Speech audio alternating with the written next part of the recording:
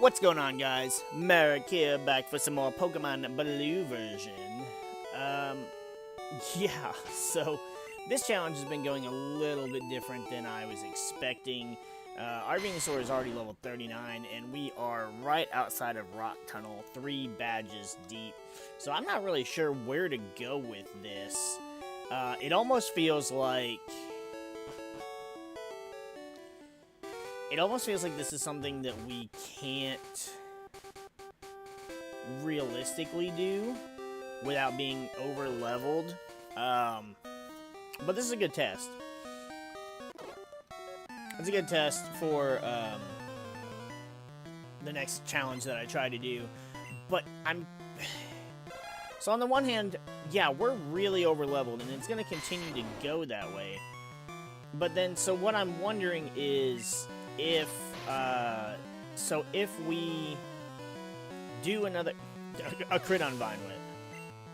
Yeah, because obviously we're faster because we're a fully evolved Pokemon. If we do another challenge like this and try and do a mono run with insert X Pokemon, do we have to do it with just the basic Pokemon? Like, should I have been doing this with just a Bulbasaur the entire time and not letting it evolve? Oh, I needed repels, and I didn't get any.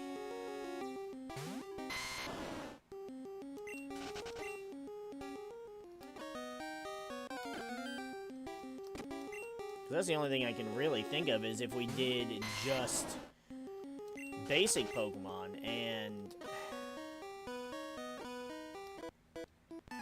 I don't... The thing is, especially for the endgame, right? Gary's Alakazam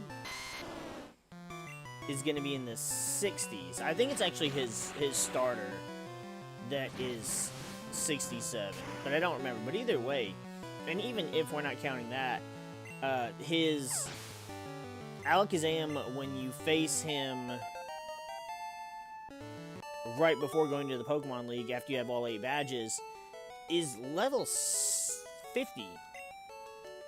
There's no way, even if our Bulbasaur was over-leveled, there's no way it's outspeeding that Venusaur, or that Alakazam, and there's no way that Alakazam doesn't just straight up one-shot us with even a Confusion, let alone a Psychic.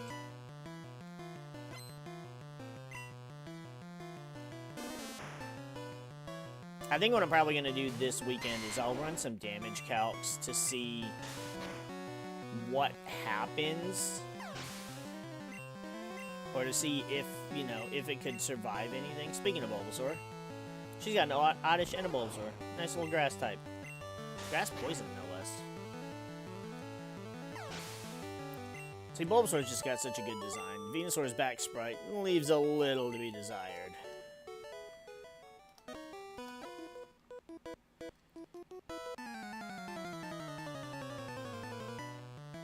So I don't know, because,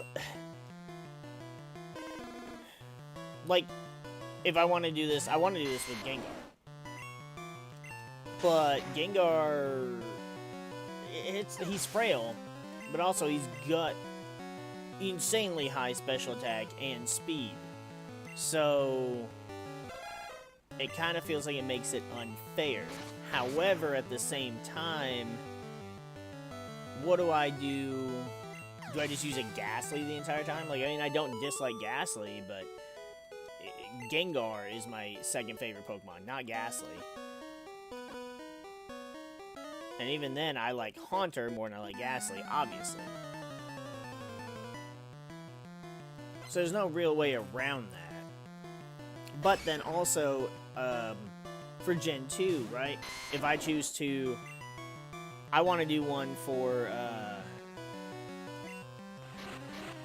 Umbreon. I just want to do a solo run with Umbreon. So I'll have to change the starting Pokemon to one of them to be Umbreon for me to choose it. But... what... I can't... I mean, sure, I could pick Eevee. Eventually it would evolve. But that's the thing. Eventually it would evolve. And I mean, Eevee's great and all, but I don't want to run through it with Eevee. I want to run through it with an Umbreon. And while Umbreon is tanky, Umbreon's attack stats are pretty low. So, I don't feel like we would have a whole lot of trouble. But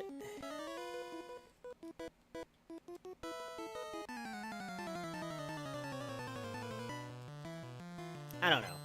I just it feels like no matter what, you're in a lose-lose situation.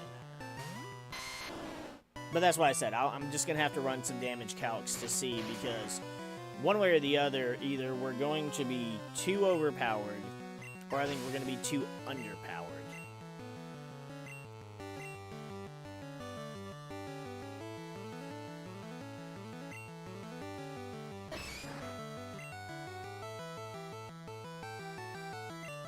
The only other thing I can think of is, unless we specifically, we could set in place level limits per like gym badge or whatever, but that's gonna force me to have to avoid a lot of trainers, which is doable, I guess, but some trainers can't be avoided.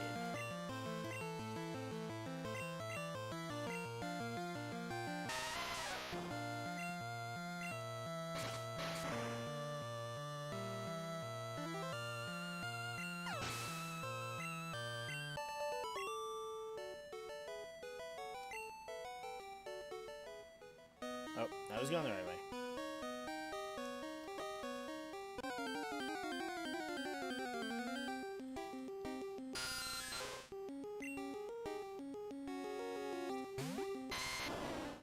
And it is a shame that there's no possible way I could do this with Raichu, because I really wanted to. It's just not possible.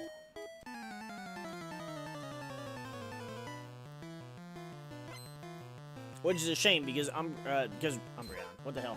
Raichu can learn moves via TMs to eventually get around the rock and ground types.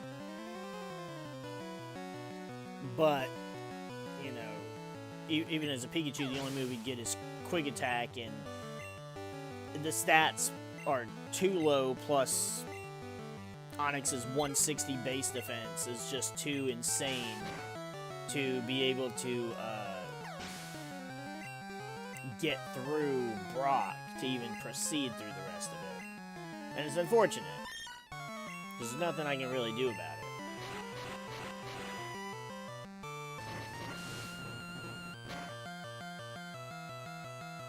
I know in the randomizer there is the option to see, we're already level 41, and we started this literally less than 10 minutes ago at 39. Though I'm not quite sure how far we were to leveling up.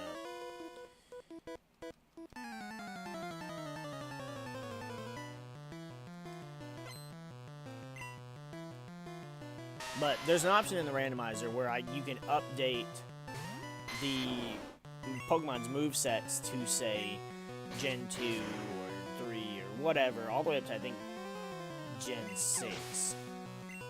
And that's neat and all, but that's going to change every Pokemon's moveset, which I kind of don't want to do, because I wanted it to be as vanilla as possible.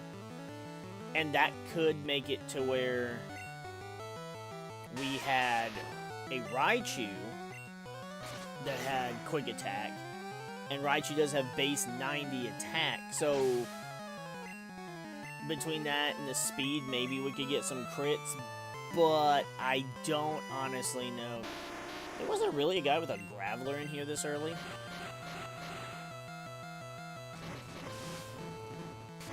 I mean, I guess it makes sense, but actually, no, he doesn't evolve it. Does he evolve that early?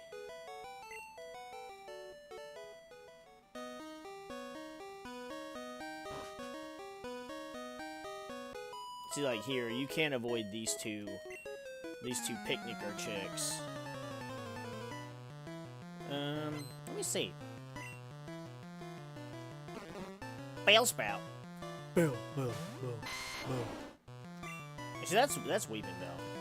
Because Bellsprout does sound like how I did. Bellsprout.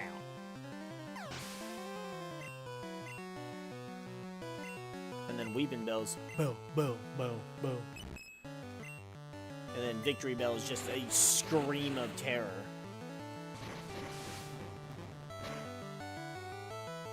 It's actually kind of funny.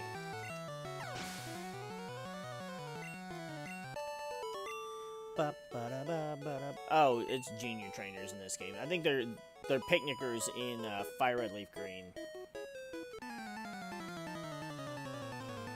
I think so, because I don't think junior trainer is a thing in the remakes. So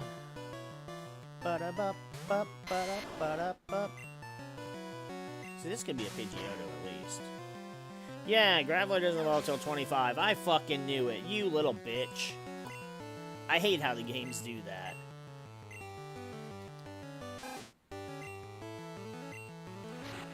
Look at this evolved Pokemon that's at a level that it shouldn't be at. NPCs. I wonder if they did that on purpose. Like if they knew it, they were like, this shouldn't be this level, but we're gonna program it anyways.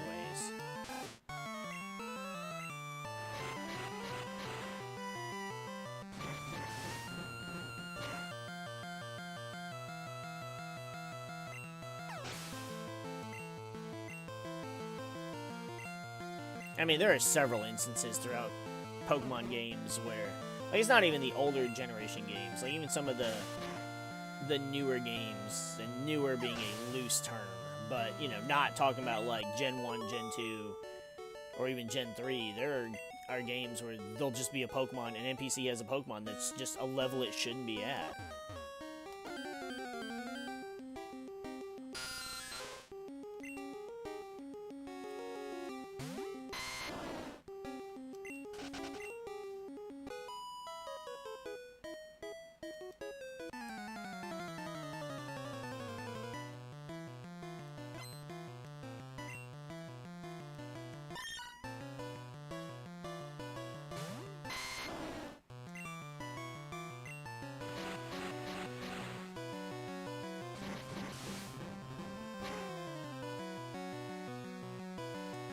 I think the biggest test is going to be once we get to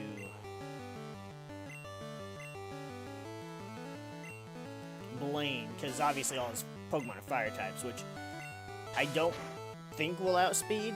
Maybe we will. Venusaur's got like a base 80 speed. Magmar's is higher than that. Magmar's is like, I think 93?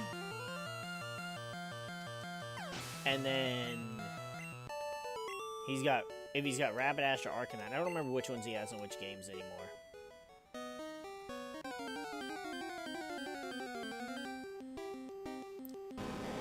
Onix.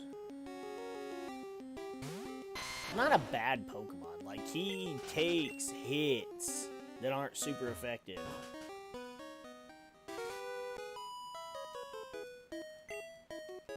He just doesn't hit that hard.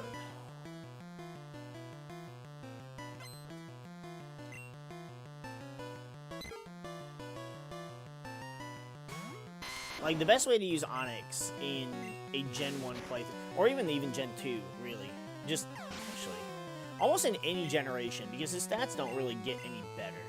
So the best way to use Onix is to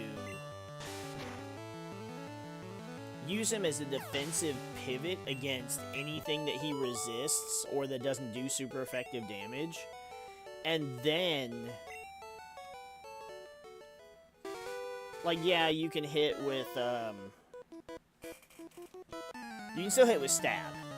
So Rock-type moves and Ground-type moves are still going to get Stab. And if they're super effective, it should still do a decent amount of damage with the Stab, along with it being super effective.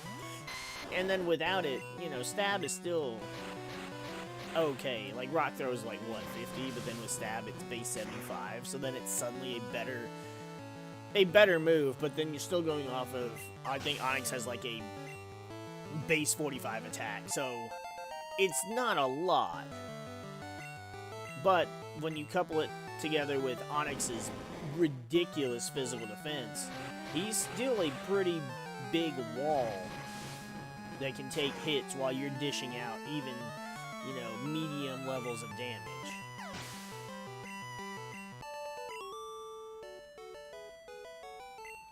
Ho ho, not laughing, ho ho. Alright. Oh, there's another guy here. Forgot about you. Should've went the other way, but it doesn't really matter. I've still got the PP to take on this. I was gonna say something, and I realized it didn't rhyme, so I'm just not going to.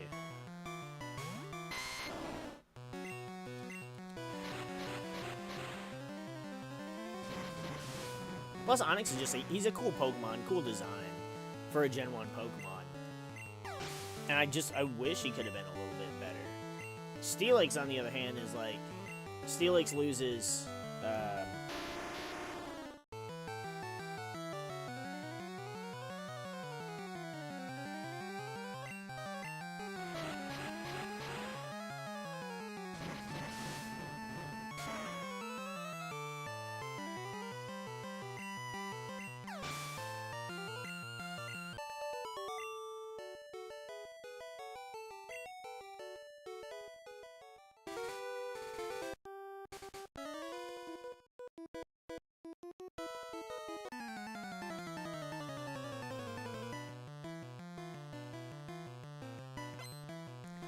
we got sniped by this guy, but he's gonna have... okay, I was gonna say, I think he has Slowpoke.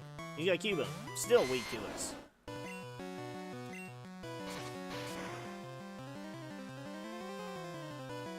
But yeah, Steelix is a whole other beast, because you not only get the Steel typing, which is a better defensive resist than Rock,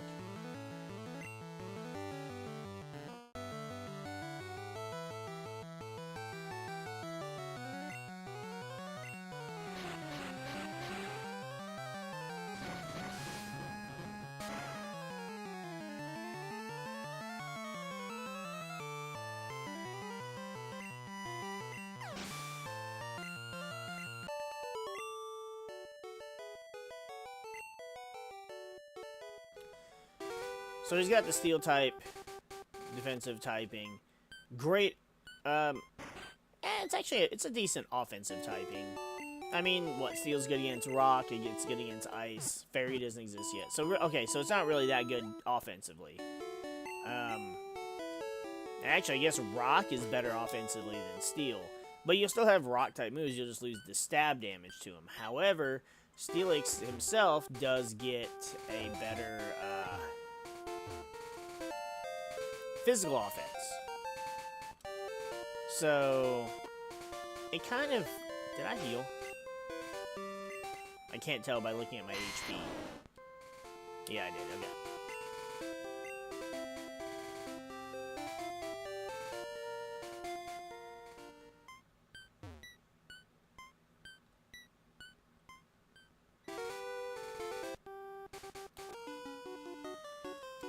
But Steelix makes up for it. He's got better attack. He's got better defensive capabilities. He just loses out on the Rock stab. He does get the Steel type stab, which is still good against pretty much anything that's not resisted to it, which would be water and fire. But Rock, I guess, has a little bit better utility. Dealing... Well, because Rock hits Bug. Rock hits ground. Or not ground. Rock hits fire. Rock hits ice. And flying. But Steel can take care of ice. The ground part of Steelix can take care of fire. Flying isn't doing shit to a Steelix. And neither is Bug. So yeah, I mean, you're kinda covered, I guess. The biggest thing, I think, is you lose out on, which, I mean, Rock Slide is a great move, but it's better utilized in, like, double battles, which, obviously, in Gen 1 and Gen 2 is not a thing. But you still get the flinch, so... Still get the flinch, still got a pretty good base 75 power.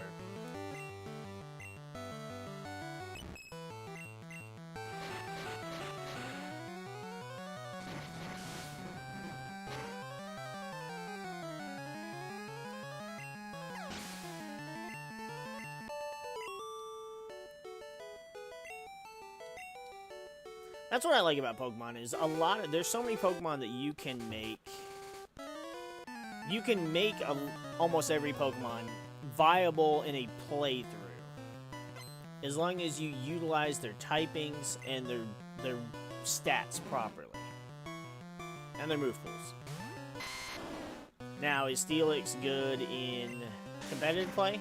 No. Was he before? I'd have to look, but definitely not now. But it's just because he has nothing going for him. He's slow, and, you know, he's still weak to water and fighting, which are both common typings. Mawk. Ooh, hey, look at you living.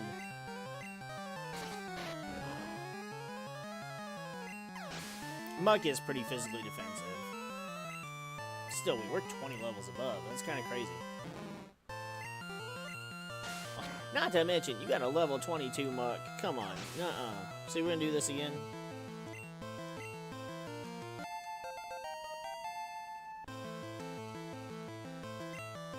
Trying to learn growth.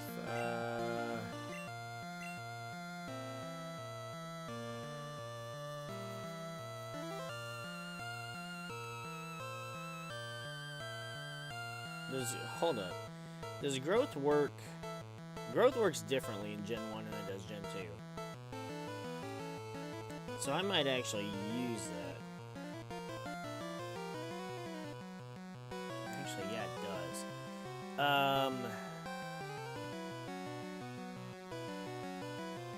I feel like growth is better than Leech Seed. Like, because we'll get Sleep Powder, who cares? We'll get Solar Beam, who cares? Vine Whip still does damage. Leech Seed is just kinda gonna drain a little bit of... But see, growth will make Vine Whip better too. Yeah, let's get rid of Leech Seed. Leech Seed was great. It was great to have, but growth, especially because growth in Gen 1 just raises your special, which raises your defense as well as your special attack, your special defense. So it gives you much more value, because not only will it make Venusaur tankier, which might actually be able to help us with the Alakazam issue I was talking about before, if we were to run this just with a Bulbasaur. And so that might help there.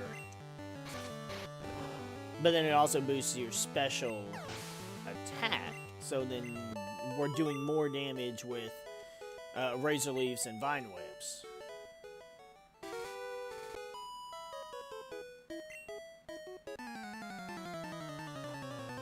So yeah, definitely, I think that's definitely the right play.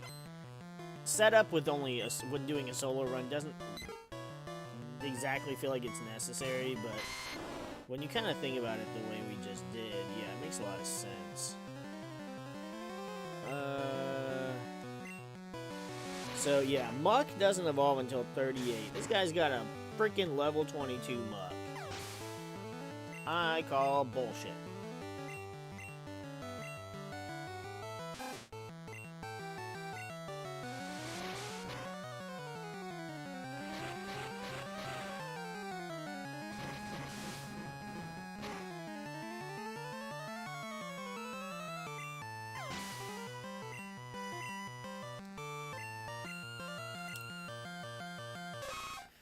So I think what I'll do, when we get to Celadon, we're going to grab the Eevee so that I can just evolve the Eevee into Vaporeon. And that way I'll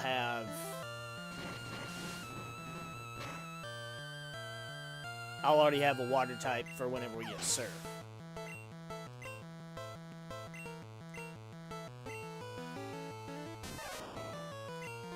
That way I don't have to worry about catching. Now, I never use Vaporeon during playthroughs unless it's randomized. It's like, if I were going to do a Gen 1 playthrough, I guess it depends on what I'm doing, because if I have Raichu, I have Raichu. I don't need Jolteon. Debatable if I have Flareon. If I have Vulpix, then I have Ninetales. If I have Blastoise, then I don't need Vaporeon, but also, like, there's other cool water types, so I won't have said water types until... Well...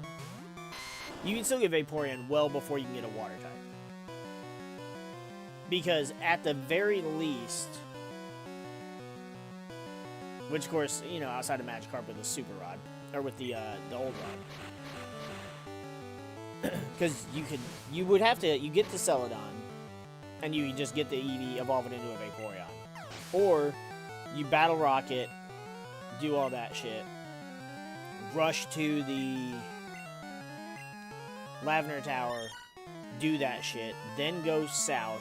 You have to wake up the Snorlax to then get to the dude that has the rod that gives you a Super Rod. It's just, it takes so long.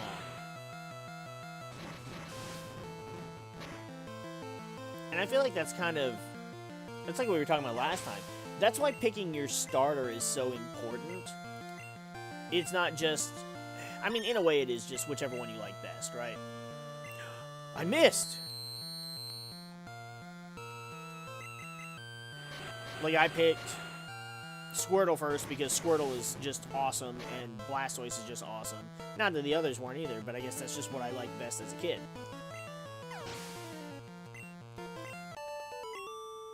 I now pretty much always choose Bulbasaur unless I'm doing, like, a nostalgia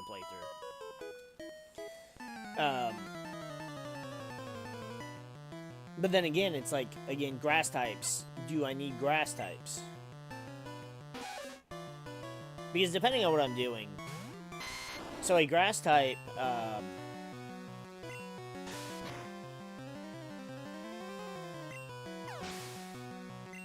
grass is good against rock and ground, which so is water. Grass is also good against water, which water isn't, but the normal. But against water, I would just already have a Pikachu in a Gen 1 playthrough. So, and again, I could just, against Misty, I just have Pikachu. So I don't need Vaporeon. Or, Vaporeon? Venusaur. Bulbasaur. Fuck. English. Oh yeah, there's not a guy driving back and forth here in Gen 1. That's in Fire Red Leaf Green. But so I don't need Venusaur for that. Or Bulbasaur. And if you go Squirtle, you handle rock, you handle ground, you handle fire. Which, there's nothing else. I mean, technically, I guess if you got a Geodude in Mount Moon, the rock type can handle fire types. Which is, I guess, kind of the same thing as, you know, saying, well, we got Pikachu to handle the water type that Bulbasaur can already handle on his own. What else is... Water hits or something else, right? Rock, ground, fire. Maybe that is all water hits for.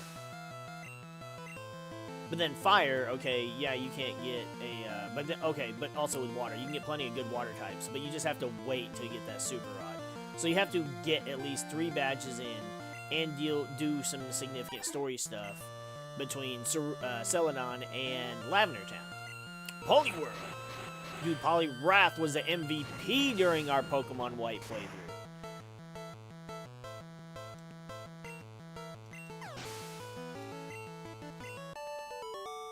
So then, Fire type, you get Charmander. Fire's good against Bug, Grass, Ice.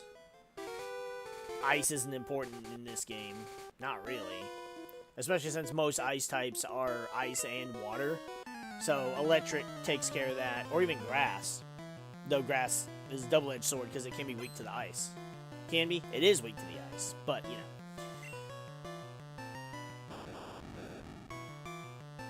But also, like, okay, so... Bug. You don't have to really worry about Bug. Grass. Okay. neither Bulbasaur nor Squirtle, nor even the Pikachu that I mentioned, can handle grass. But then ice, like, again, like Squirtle can handle it if it's just ice, like Jinx. But otherwise, most ice types are water, so then you get a Pikachu or even Jolteon if you get that, whatever.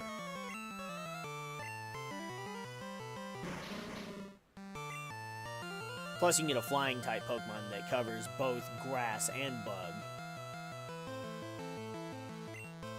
So, yeah, it just really any of those Pokemon. It just depends on what you want to prioritize type-wise. And if you don't, then it's just picking whichever one you like the best. Or whatever one you just want to run with that for that playthrough. The same thing applies to Gen 2, because Gen 2, if you go Chikorita, you get the Bellsprout super early on.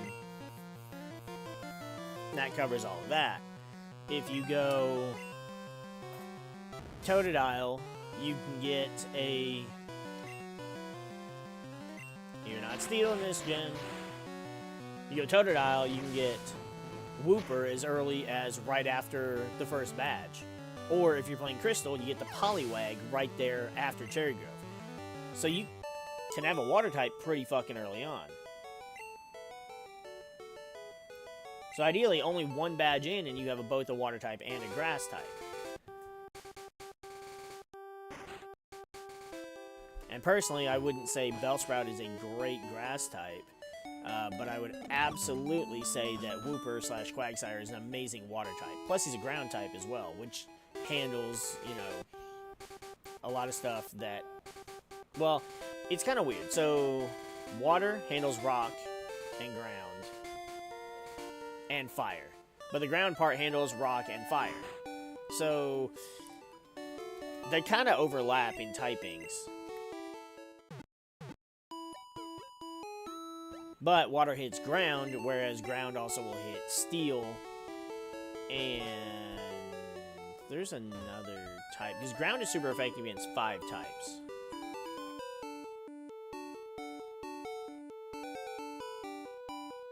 Right? Because it's ground is super effective against... I thought there was an item here. Ground is super effective against...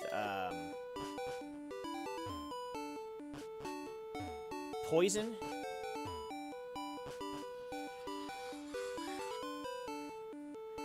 Ground is super effective against poison, fire, rock, steel. There's one, and electric. So you're immune to the electric anyways, but then you also have super effective against it. So the only thing really is grass, but you're not going to leave in a 4 times super effective against a grass type. At least I would hope not. I thought there was an item over here. I guess there is not one.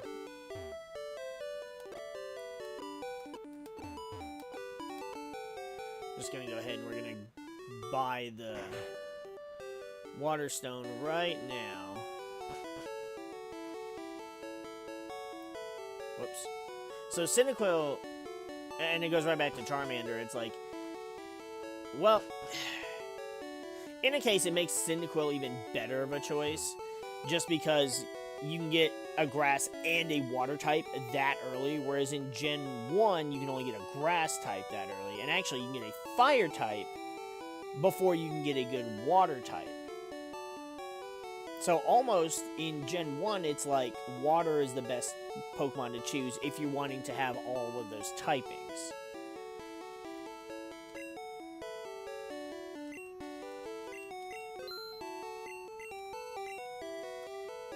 Whereas it's kind of not the case in Gen 2, because in Gen 2, if you have,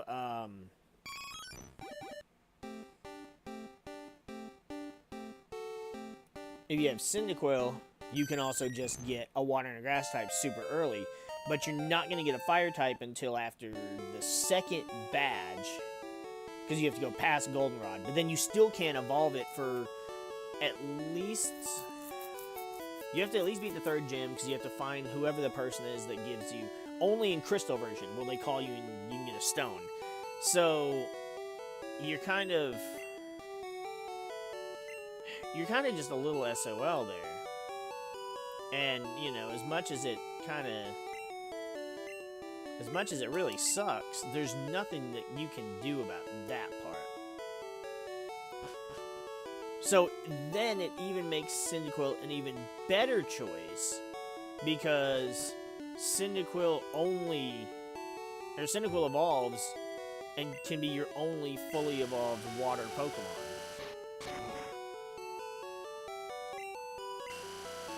Water Pokemon? Fire Pokemon. What am I talking about? I was looking at water. I said water.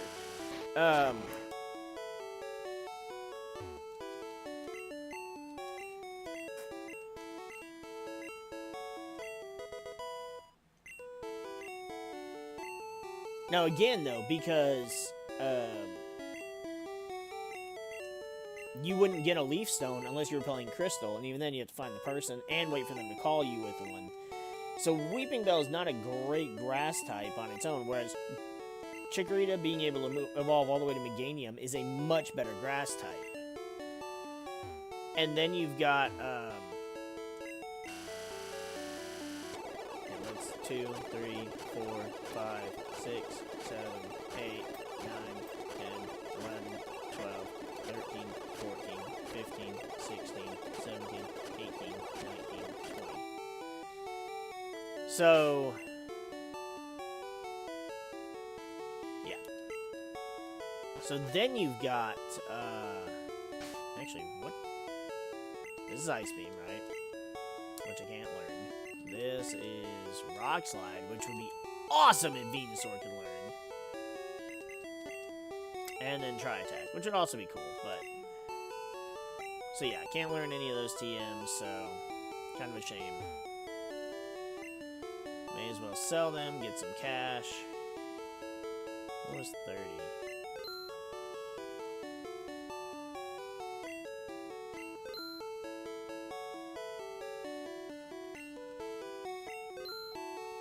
Hold on, what was 30? Why did I go to Pokemon?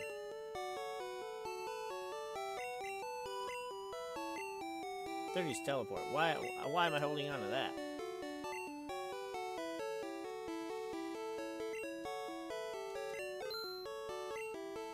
You have TMs here. Nope.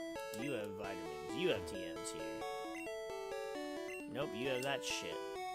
Wasn't there a guy that sells TMs here? I might be confusing myself. I thought you have counter, right?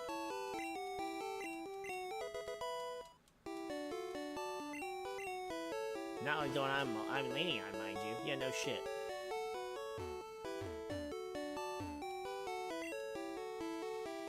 Yeah, he has plenty. I don't really think there's any moves. I mean, I've got Body Slam, Vine Whip, Razor Leaf, and then I got Growth for, you know, later on. I don't think I really need anything. So now we're just going to go straight to the game corner.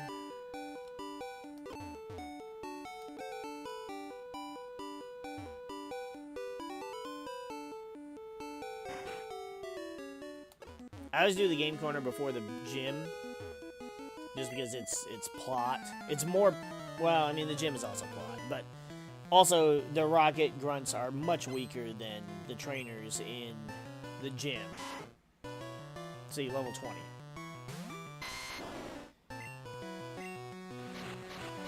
But yeah, so when it comes to Johto, Cyndaquil is obviously the best one to choose. Totodile is actually the worst, just because Feraligatr has a lower special attack than even Meganium does.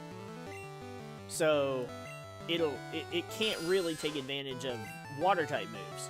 And granted, obviously neither can Meganium, but there's just so many better water type Pokemon. And of course that's part of a whole other video that I'm gonna do later down the road.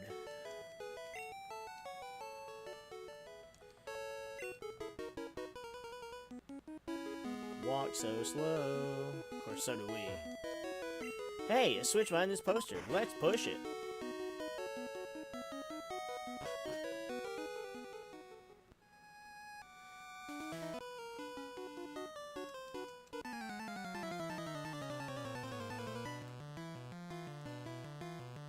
Because, yeah, I am going to get around to making that video sometime soon. But, like, the biggest misconception about how Chikorita is the worst starter, it really isn't. And it can handle itself perfectly fine, even against Faulkner or Bugsy. But, like, I mean, for Alligator's special attack is 79. So let's just take that into account. So 79.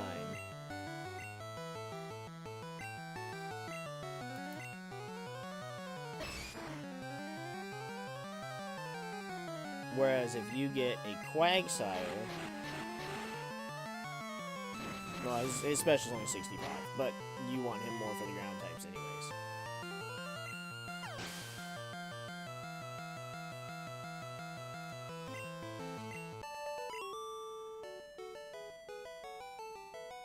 I'm not gonna look it all up. The point is, like, his special attack is a really low special attack compared to other water types. They can just take advantage of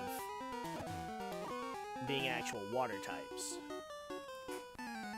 You know, it's not until Gen 4 that for Alligator suddenly becomes a really good Pokemon. And I hate it because I love Totodile, but that's just how it is.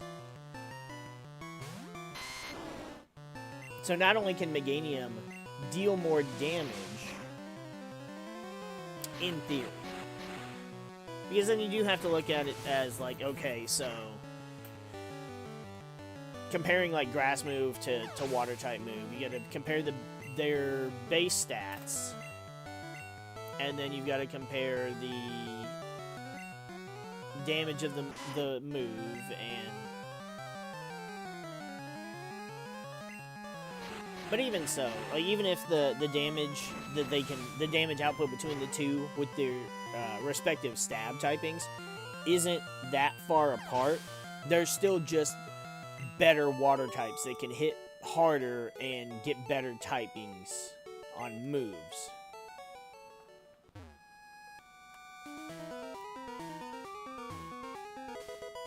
I really do need to get around to recording that video so that I can properly discuss it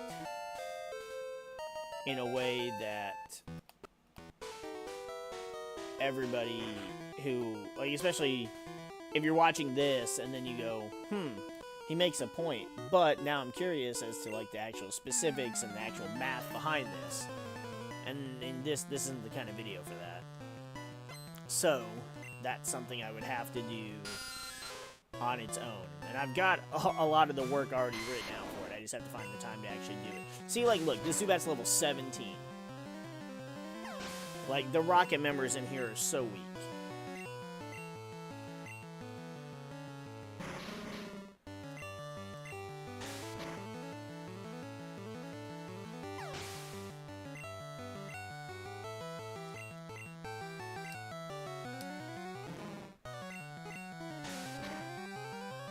See, and it's see, here's the thing, is at this point, I'm sitting here going, okay, either I shouldn't be over-leveled, or again, I should be using just a Bulbasaur.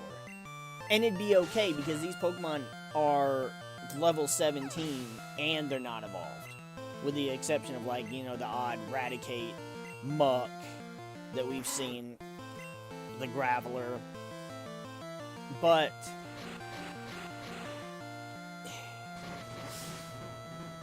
I want to make it a challenge, but at the same time, I just want to use some of my favorite Pokemon. And I mean, I like Bulbasaur more than Venusaur, but I just didn't think it would be this big of a deal. Because everybody that speedruns Gen 1, you speedrun with Blastoise.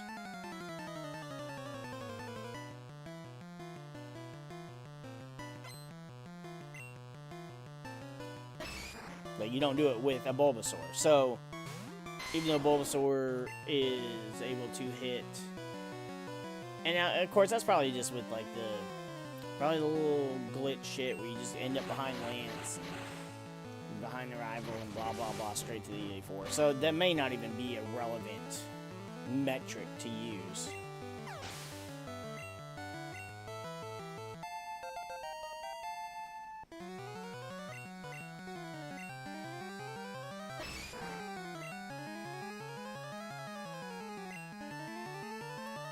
I missed!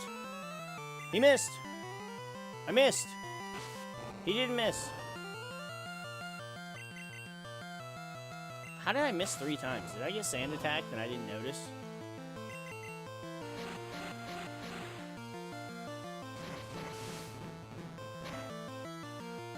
It's especially... I don't want to say no, confusing, not the right word. Detrimental, no. It's just, it's kind of... So I want to do this with, you know, favorite Pokemon of mine. So if it comes down to it that, oh, well, in order to make this truly a challenge, we have to use basic Pokemon. Well, Raichu's my favorite Pokemon, not fucking Pikachu. Gengar's my favorite Pokemon, not Ghastly. Umbreon, not Eevee. So somewhere there has to be like a... I wonder if there's an option in the randomizer if I can curve the experience. Ooh, that might be a good idea, actually. Maybe I can curve the experience gained in a negative fashion so that it... Well...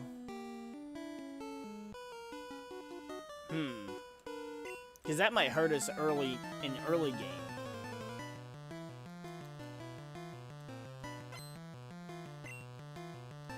I may have to actually just sit and do some really hard tests and research to see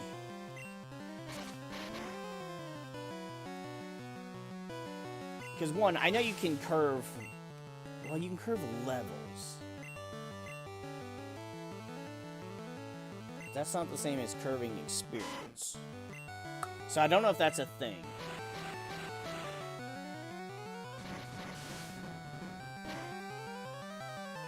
Curving the levels doesn't help though, because I want to make it as vanilla as possible.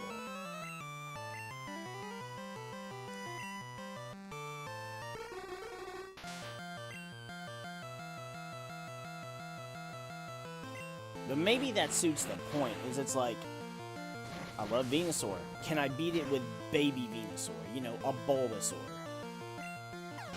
I love Gengar. Can I beat it with just a Ghastly instead of relying on the power of Gengar? Maybe that's how I should be looking at it instead.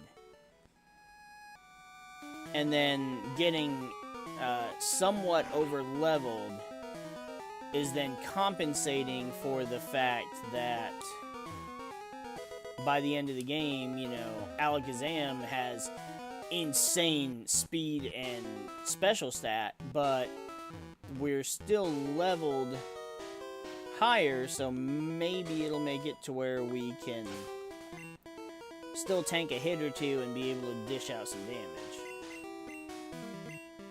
Razor Wind, can't learn that, even though I think he did use Razor Wind during... No, Bulbasaur used Whirlwind by just going...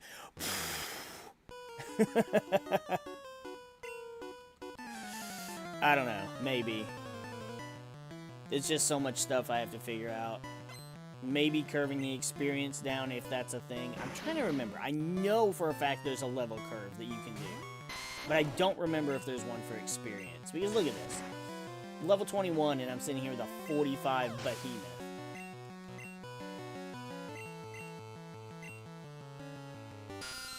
I mean, the upside is I don't have to grind. I will never have to grind in this run. Because there also comes the option of, like, doing level caps, and...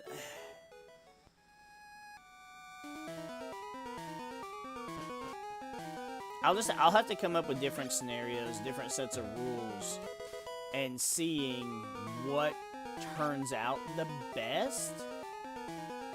And then going from there... I feel like there should be an item here. So weird. to just make this little area, but there's nothing.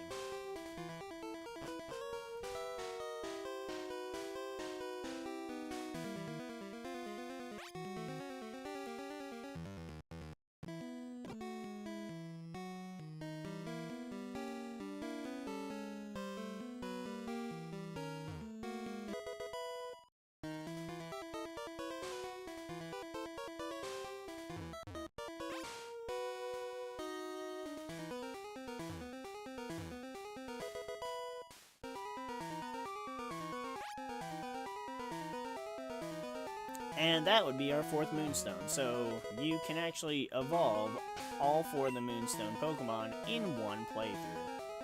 Pretty neat. Horn Drill. He does not have a horn, but he can make one with his vine, I guess.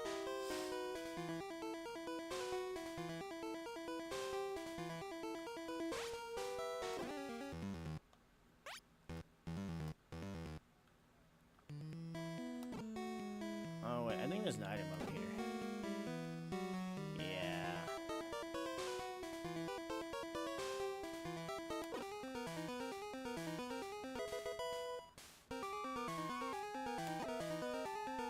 Just for a super potion.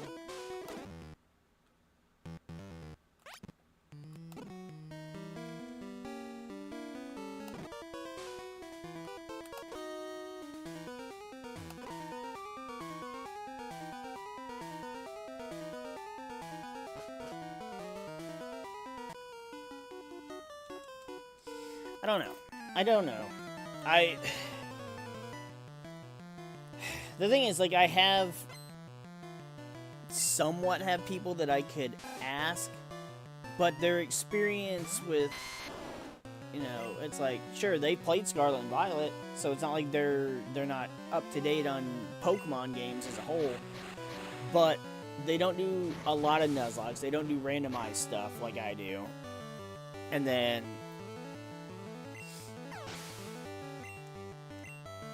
not saying they don't have good opinions on it, but it's like I'm not wanting them to give me a specific answer to, you know, like, yeah, just go ahead and use a fucking Gengar. Yeah, he'll be OP, but it's no big deal. I mean, look, this is what's happening here.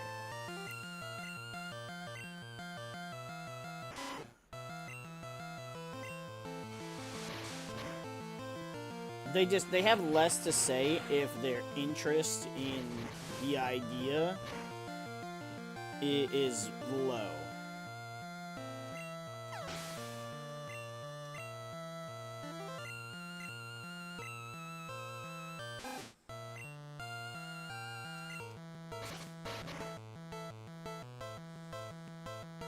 And like, even the last time I asked him, I didn't really get answers per se. Like, I just got I got replies, but not really anything that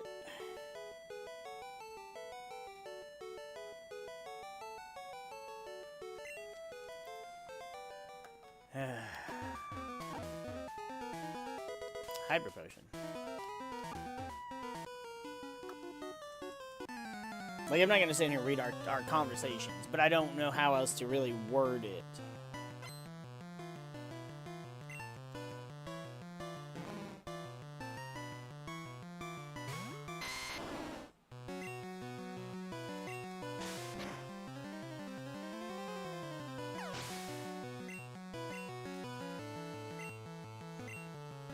It was like one of my friends said, you know, if it's a particularly strong Pokemon, then it would be boring, especially if there's little risk. Well, yeah, and that's kind of what's happening here. And he also says, a sweeper with decent coverage leads you to one-hitting everything, which we don't even have decent coverage, but we're still pretty much one-hitting everything because our shit is already so high of a level. So I could attempt to run it by them again and see, you know, what if I go, okay, so I can do this, this, and this, or we can do this, this, and this.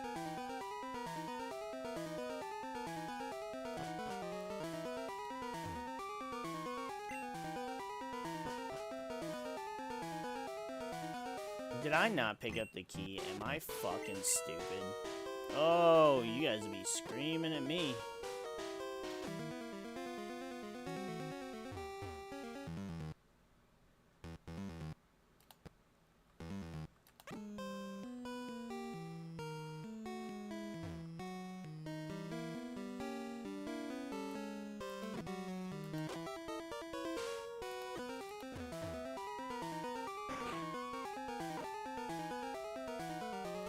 I wish it was yakking.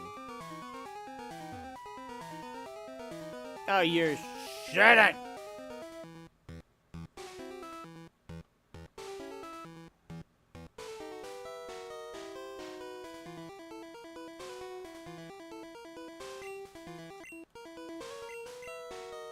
Yeah.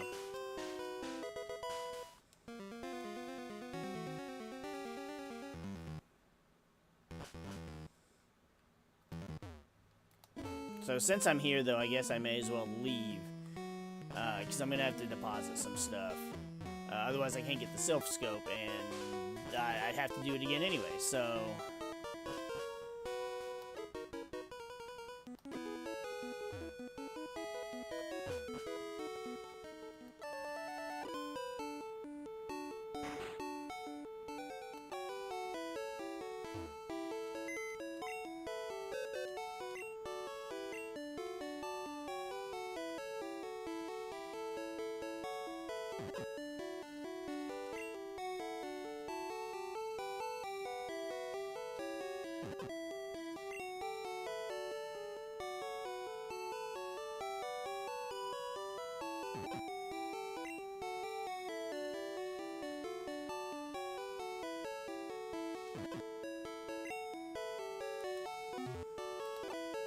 Okay, let's go ahead and heal.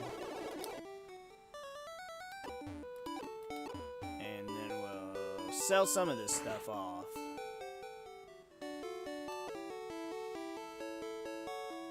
Can I just stand here? Yeah.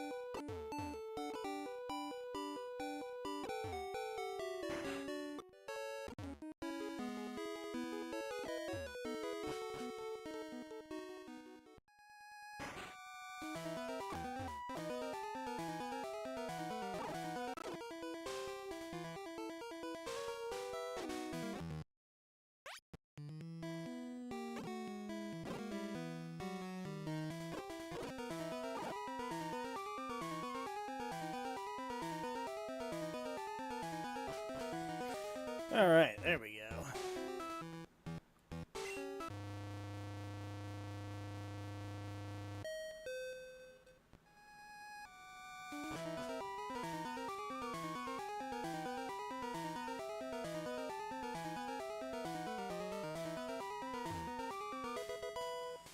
Iron. Alright. I'm going to stop right here for a moment. I'm going to go ahead and save the game in case some bullshit happens while I walk away. And I'll be back in about 60 seconds. Hopefully.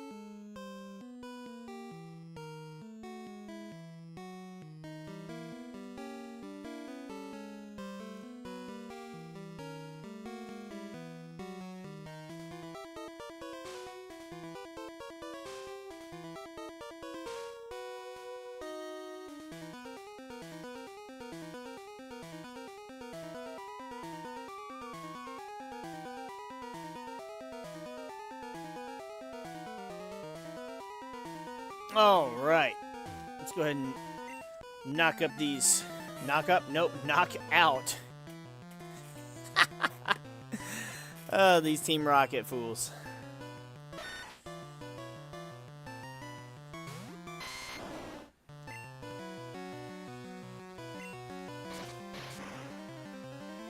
Really doesn't matter what we use. Just kind of... I'm just trying to remain as much PB as possible. But also, at the same time, like, what, it doesn't really matter because we're about to get out of here anyways. And then we'll go smack them up in Lavender Town, too. Happy New Year, JD!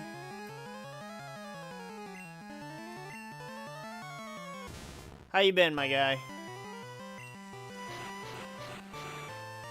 We're just running through doing a, what's supposed to be a challenge run, but, as you can see by the levels, there's no challenge here. But I'm already halfway through, so I figure I'll just see it to the end, and it'll give me insight into how I should handle the next one.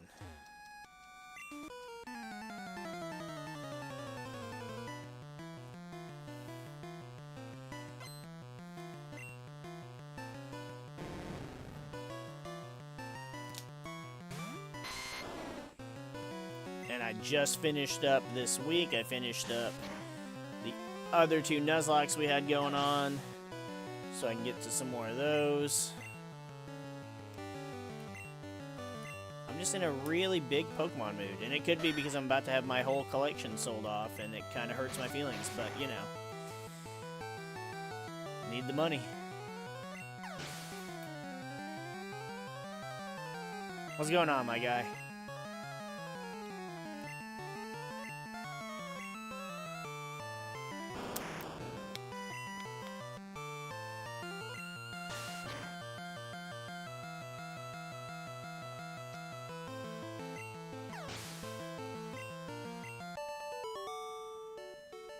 You know what, actually, it's probably something you probably don't want to just throw out on the internet.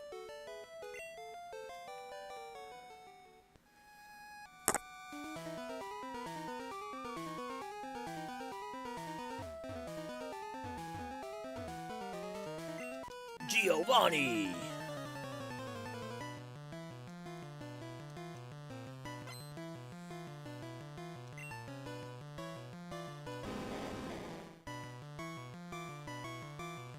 Oh, that really sucks, dude.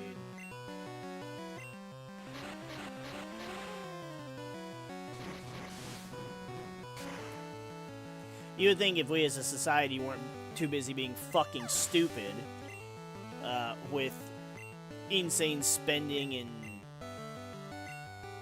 ridiculous wealth in retarded places, that, you know, we'd have managed our money and found cures for all this shit by now. But it's not how the world is, unfortunately.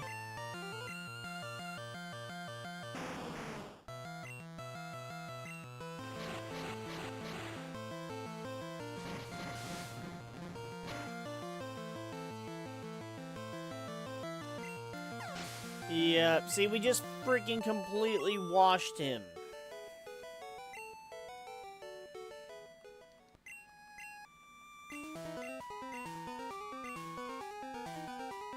Like, no way in hell, if we weren't solo running this, our Pokemon would be nowhere near the 40s.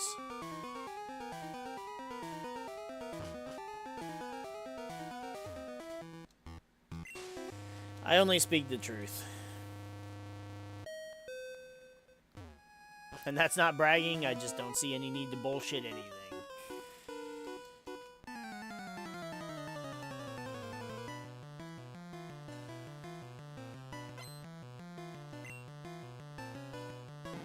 Grimer! I want to do something different. Well, I say I want to do something different. I am going to be doing something different. But I want to do something different with Pokemon playthroughs in general. I'm just not a...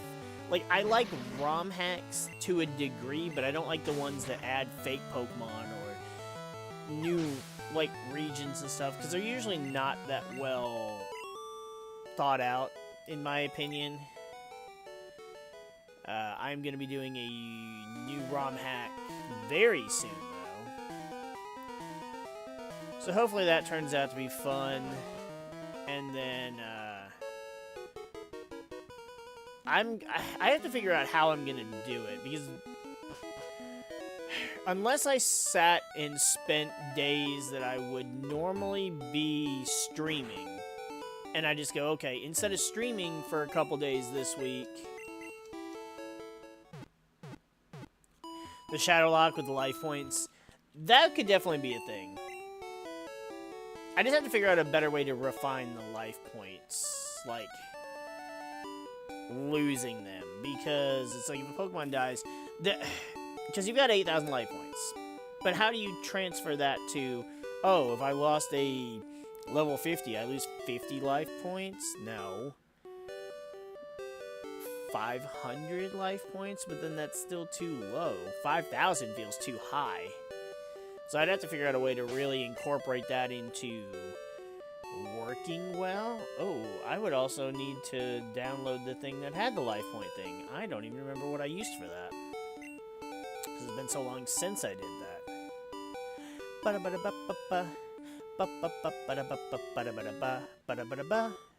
I have other things that I want to do. They're not gameplay related, though. So it'd be stuff I'd be recording, not streaming. But in order to find the time to do it,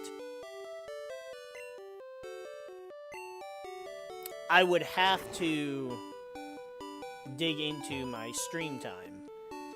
And I could, but I just enjoy... I don't know. I don't know, but I don't want to... I don't want to try and stay up until, 3 every morning to try and get those kind of things done. But I just don't know... I don't know how to apply the time to be able to get them done where I'm not just doing one once a week. I have so many freaking ideas for... Like, the list of videos that I want to do is so long that I could almost push out one of those random videos, one a day for an entire year.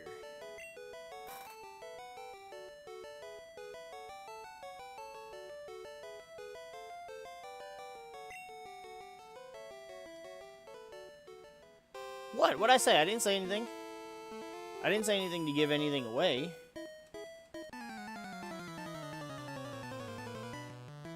Because, to be honest, I don't even remember exactly how... That playthrough was several years ago, so I don't even remember exactly how it went or what Pokemon I had.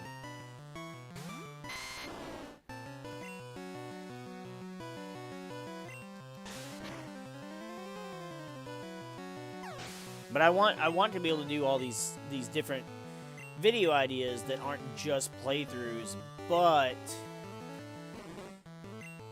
it's about trying to manage the time and trying to find the time. Now, I suppose what I could do, now that I'm thinking about it,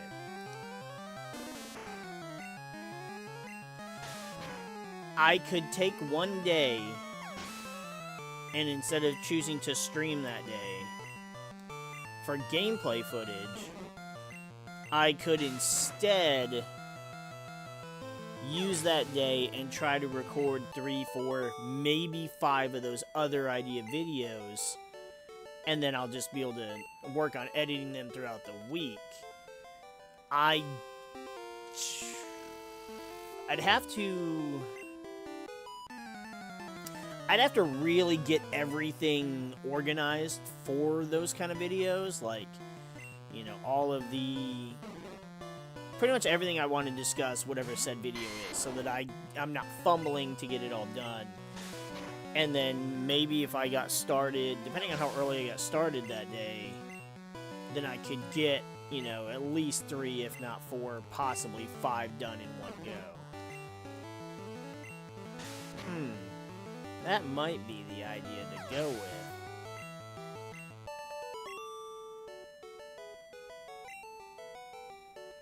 It just depends because, I mean,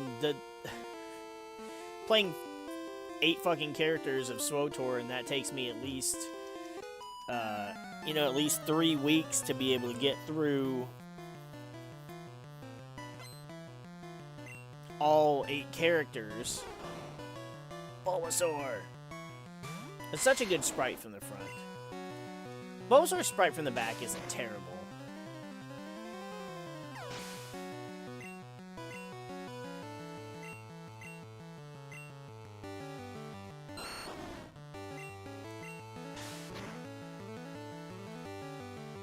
The Ivysaur is pretty good too. I like the solidarity that the colors had in Gen 1.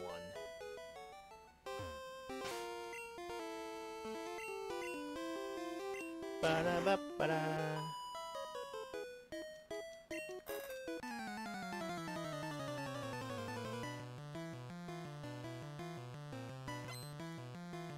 I haven't had to deal with copyrights in a while, outside of people trying to randomly, like, fake-ass accounts trying to copyright, gameplay music or something that's not theirs. And I'll dispute it, and then of course it'll take 30 fucking days before the dispute goes through, just because they know they're in the wrong, so they can't dispute the dispute. But because I have to wait for them to do 30 days of nothing for it to fall off, and so then that video... Now I know it says, if whoever wins the dispute, any ad revenue goes to the winner of said dispute, but I don't feel like I trust that kind of thing. So normally,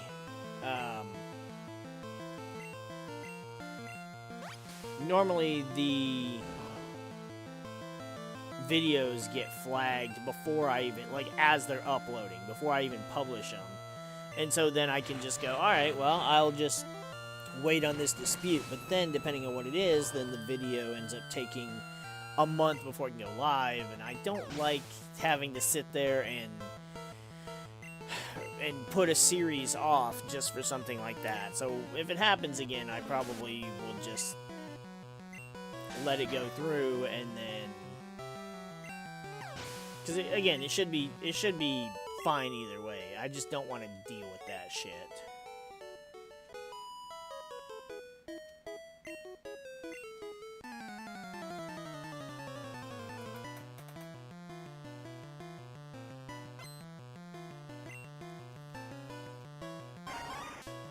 I can't imagine doing a whole lot based on video games would get you actually copywritten for something. Even with Pokemon, like, the only thing I know of that can actually get a real copyright on anything Pokemon related is the opening, like the opening cutscene to Black and White. And I think it's the music that plays during that. That particular music is copywritten. And unless it's the whole thing. So maybe you can just mute the music. I don't know. I may test that at some point. But I usually just skip it anyways, just to avoid it. But that's the only thing that I've ever heard of with Pokemon. That's why when I get copyrights on my Pokemon videos and it's for the Pokemon music, it's always something stupid. It's like, oh, this is definitely not, anybody remotely related to Pokemon as an industry. I always do my research before I dispute everything anyways. And I put it straight in the dispute. Hey, this belongs to so-and-so. This is not... These people do not own any claim to said copywritten material. And that's when it just sits there, because they're just like, oh, well, I guess I'll just wait for it to fall off. Or they just make these claims and they just assume that channels aren't going to counter a dispute. And then so they just assume it's going to go through and they never do anything else about it. So they never even see the claims. Or it's probably all run by fucking AI garbage anyways, and so there's not an actual person doing it, and the AI doesn't know how to handle the dispute, so it just sits there for 30 days. It's all entirely possible. It's all scummy garbage anyways. It's no different than actual people copywriting shit they don't have claim to, but that's a whole other That's a whole other mess.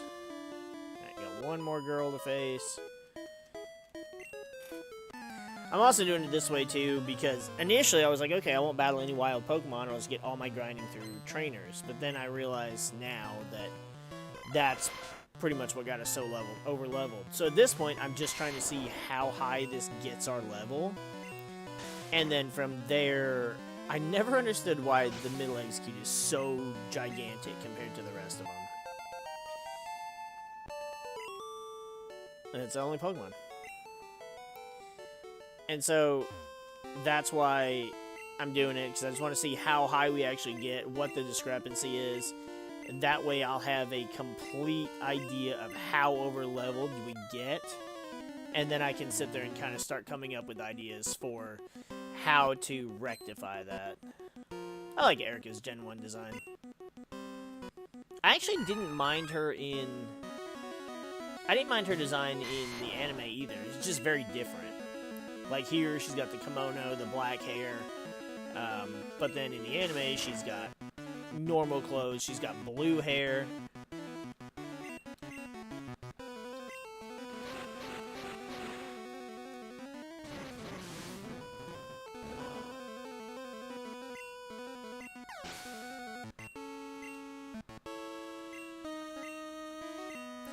Someone I watched at one point, I don't remember what series they were in.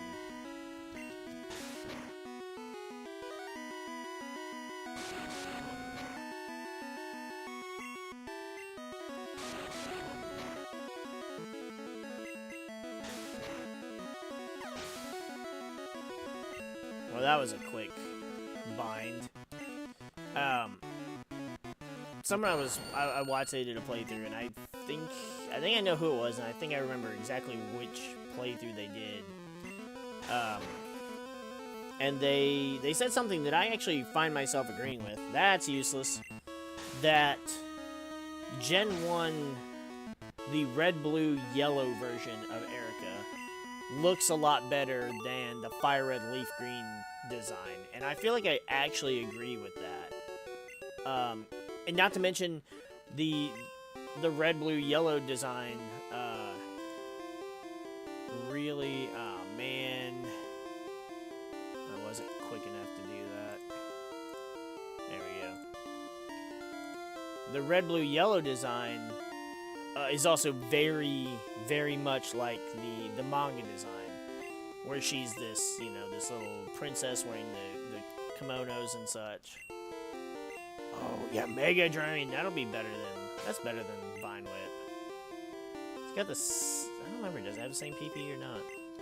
I mean, it's better than Vine Whip in every way, because it does a little bit more damage, and we get HP back.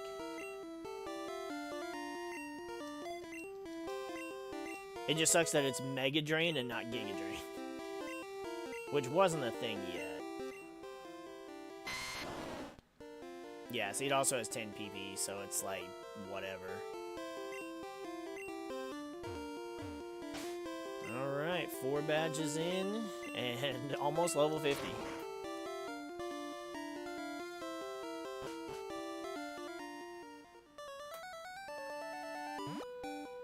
Did you solo run with Charmander? I'm trying to remember what level we were when we fought Missy. I think we were like 20-something? Mid-20s, maybe? Early 20s? Granted, we're grass, so whatever, but a Charmeleon scratch should at least get crits. I don't know. That's unfortunate, though.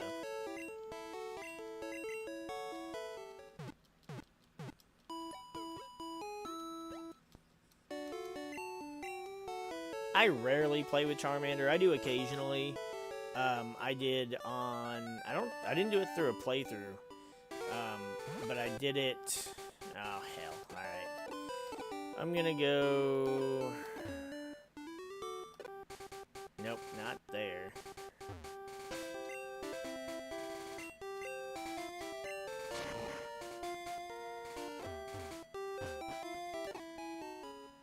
I'm gonna get Fly.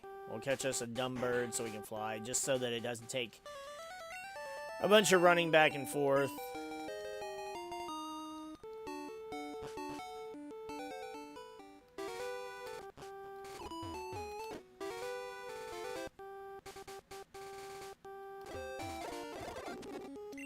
That's a wrap.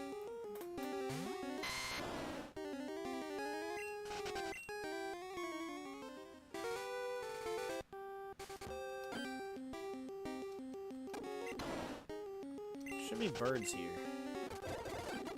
There's a bird.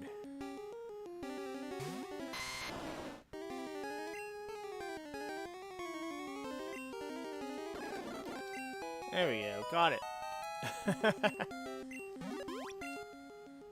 Now again, this is just a Pokemon to use Fly.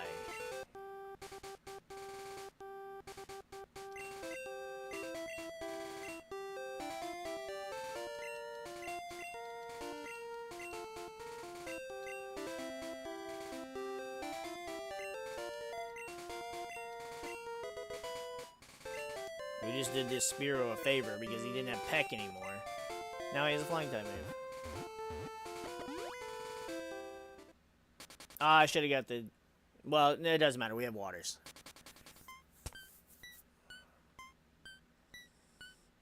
Let me go ahead and deposit a few items.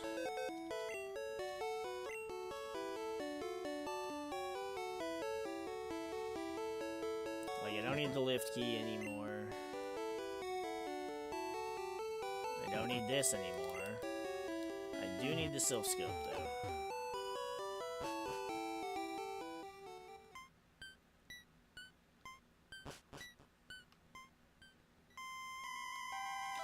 I think this coming week, rather, I will, get around to...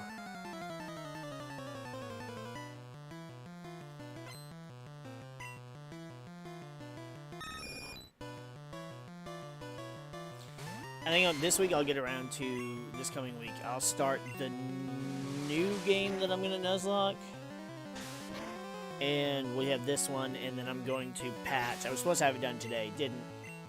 So that's why I'm doing this.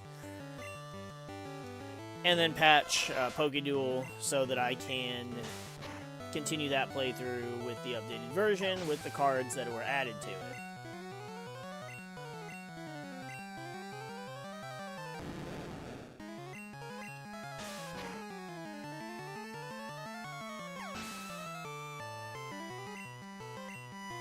This almost implies you're supposed to come battle him before you battle Erica.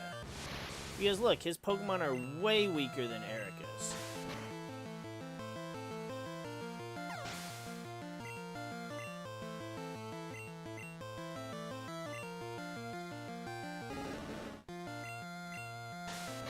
So, I mean, his highest Pokemon's 25. Her highest was 29?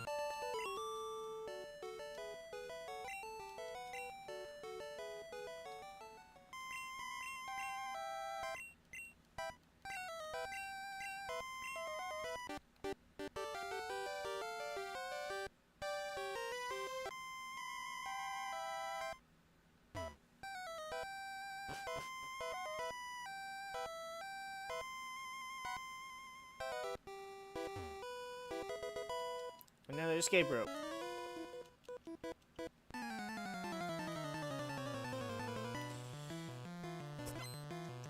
I'm gonna have to completely redo my upload schedule.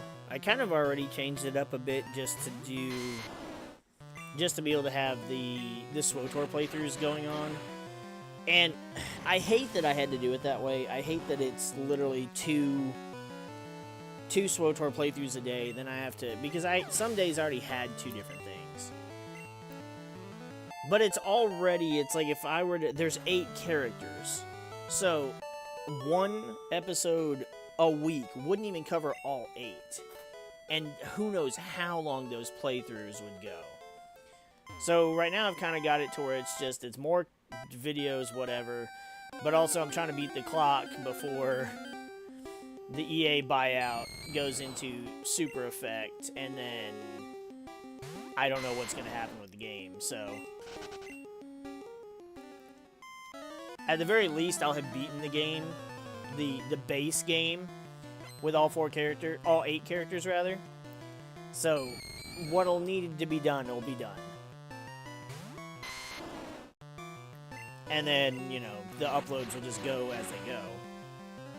The point for me is just to have the videos for them, just so that I can look back on them and, you know, the stories.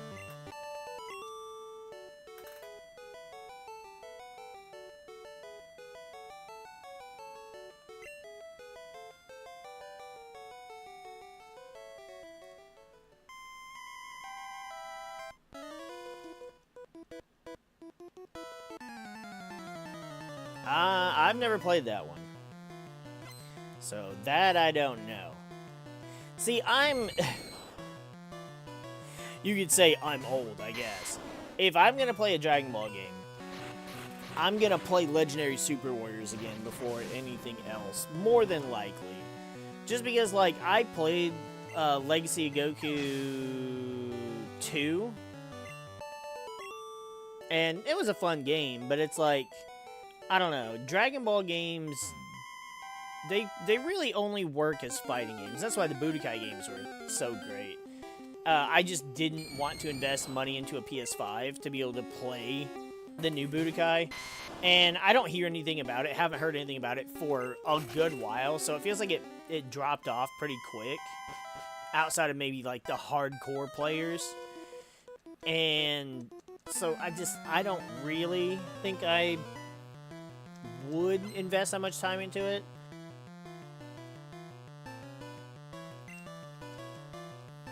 Especially because I'm not the biggest fighting game player. I mean, sure, I played the shit out of Smash Bros. with my friends, but that doesn't really count as a fighting game in my mind.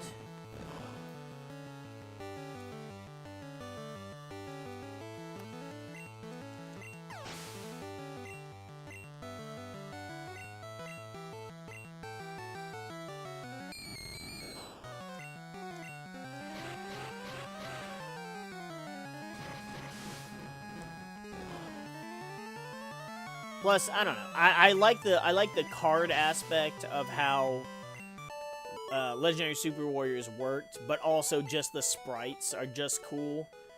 And then the way that the characters were kind of put in their own tiers.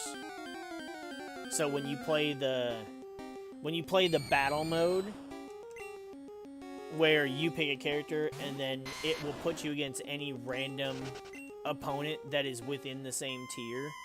And I thought that's always cool. So, like, if I'm playing as base form Future Trunks, I'm only going to fight base form Goku. I'm not going to fight Super Saiyan or Super Saiyan 2 or 3.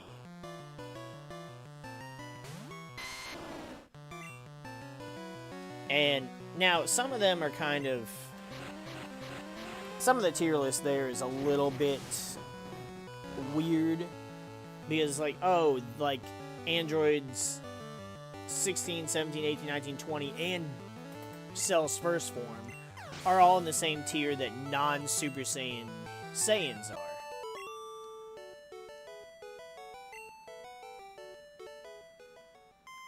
So that kind of feels a little not right, but it's not the worst, and you kind of just look past it.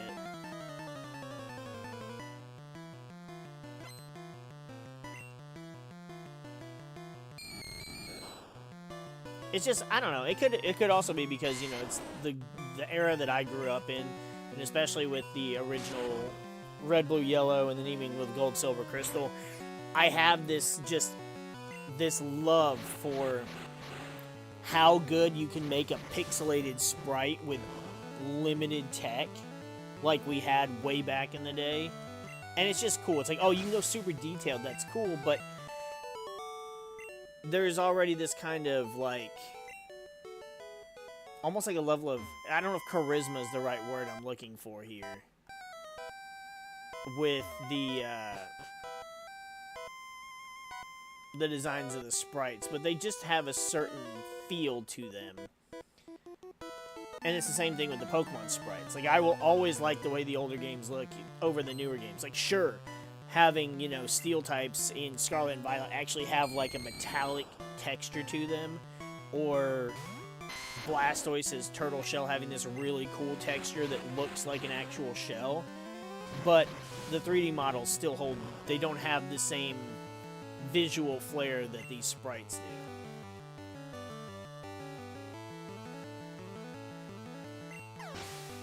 See, I'm not a Frieza person.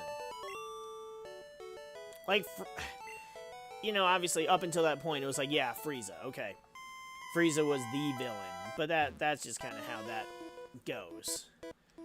But I didn't really care for Frieza. Now, when you, from the beginning of Z all the way up to the Frieza saga, yeah, Frieza's the cool big bad. Hunter! So, the Ginyu Force, they were goofy. Raditz was cool, Nappa was okay, then you have Vegeta, and that's kind of about it. But I didn't really care for Frieza. Whereas, like, Cooler was just cooler, obviously, even though he was a movie villain. King Cold, I liked King Cold's design better. Even though we never saw his final form, I liked King Cold better. Then there was, then there's the androids, which, I mean, I don't like Android 19. Android 20, which is Dr. Giro, he's okay, but still kind of goofy. 16, 17, and 18 were just perfection. Cell, all of his forms were just fantastic.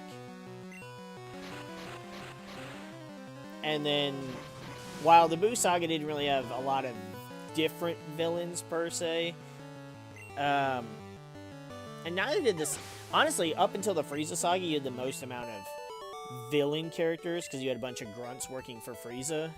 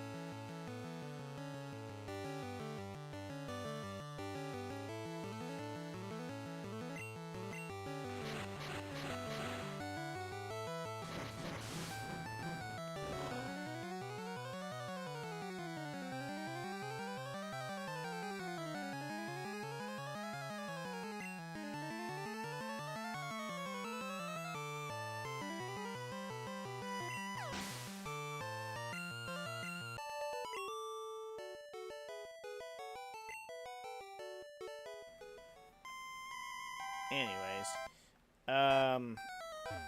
yeah, because you had Raditz, you had Nappa and Vegeta, you had the Cybermen, then you had all of Frieza's villain people, you had the Ginyu Force. Whereas, you know, Frieza and King Cold came back for all of, like, 2 episodes. And then it was 6 androids? I'm counting Cell because he's also an android. And so, that's it for the entire thing. And then with the Buu Saga, you had Buu and... Granted, he had his different forms, but you basically had 2 Buus. You had Buu, and then you had Evil Buu, who then became Super Buu when he took over absorbed Fat Buu, but it's still the same Buu. Bobbity and Deborah, Pui Pui, Yakon, and then Yamu and Spobovich, and that's it. And out of all of those, the only cool one was Deborah. Not counting, you know, Majin Buu, of course.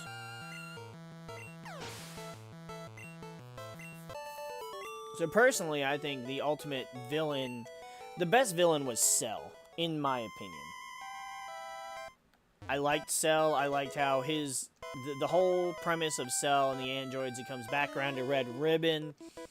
I personally thought that was a really cool coming full circle to Dragon Ball, and Cell should have been the ultimate villain. Now, while I love Fat Majin Buu, and I thought Super Buu was a very cool, intimidating villain,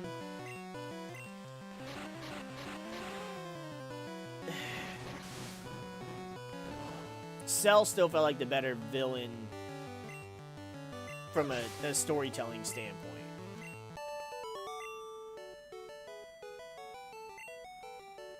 Majin Buu was cool. He's like, oh, it's this ultimate evil from, that's wreaked havoc on the universe from, hundreds of millions of years ago.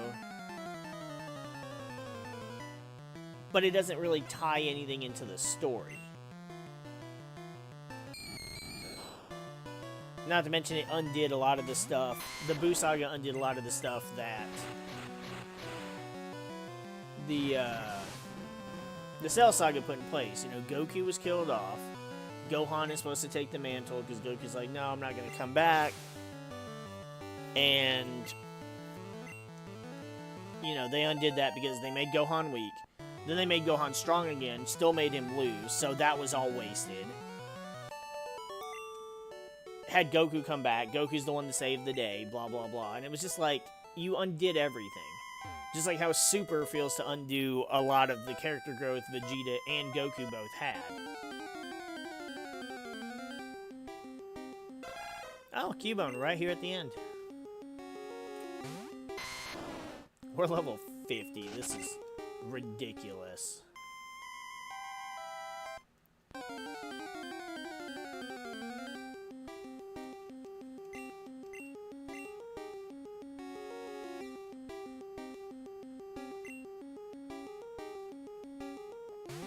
So, yeah. Frieza was never my favorite villain. And honestly, I hate that they brought Frieza back for Super because, bringing back Cell would have been so much cooler. Cell was easily a stronger enemy.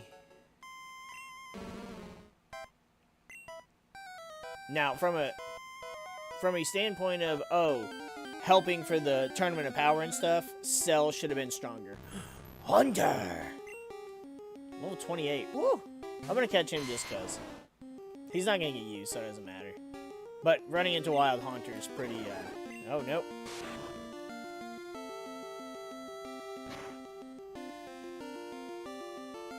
Here, we'll see what happens if I Mega Drain. Okay, he lived.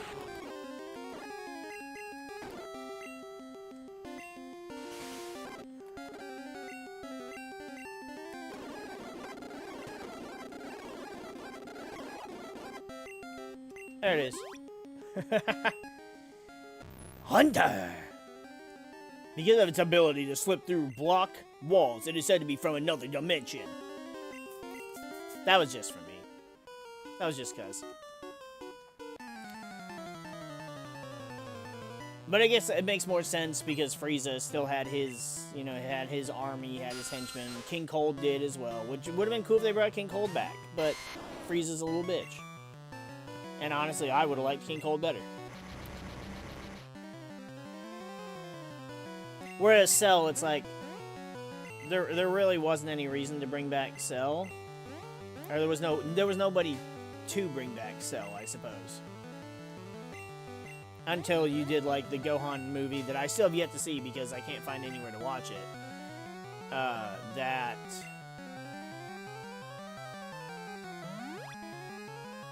had those weird android-looking fucks that brought the Red Cell or whatever. I don't know what's going on in that movie, but I thought I had some there. So I guess it makes sense to have Frieza be, the big bad that was brought back. But well, see, that's the thing. Goku. Well, I mean, Goku was written to want to bring back... Dude, fuck off with this. Goku was written to want to bring back Frieza and not Cell. Because, I mean, even so... But it's also because Frieza, you know, was recent. He was a recent enemy because he already came back. And he had his gold form and blah, blah, blah.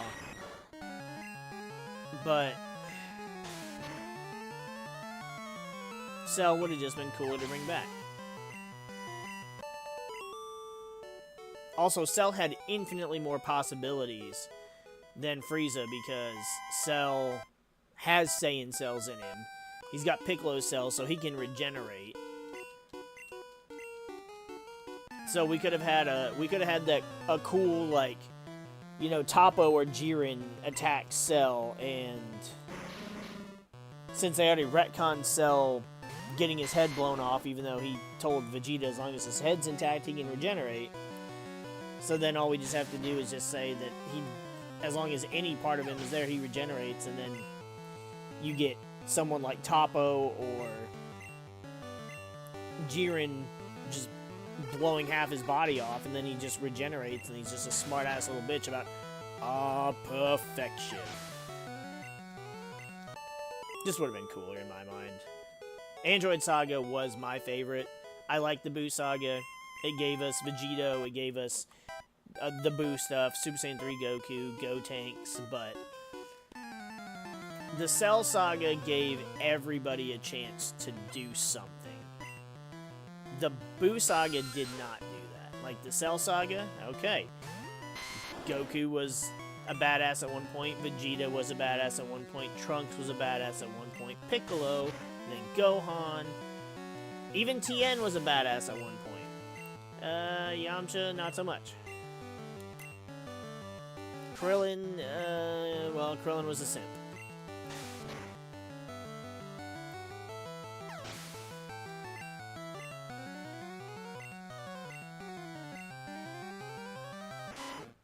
Plus, you got the future Trunks timeline stuff, and everything just felt better with the Cell Saga. I might actually have to go back and watch it soon.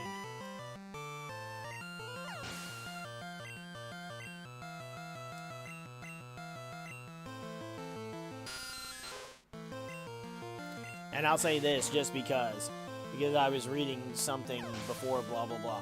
I will not watch Kai. I do not like Kai. I don't like the changes that were made to it.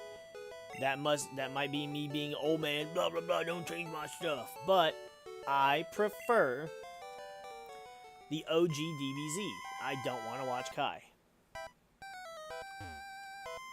I don't like the changes. I don't like... Yeah, I mean, I'll just skip the filler, so I don't care that you took the filler out. I can skip it on my own, thanks. But then also, I don't like some of the changes to the voices, like especially Gohan. No thanks.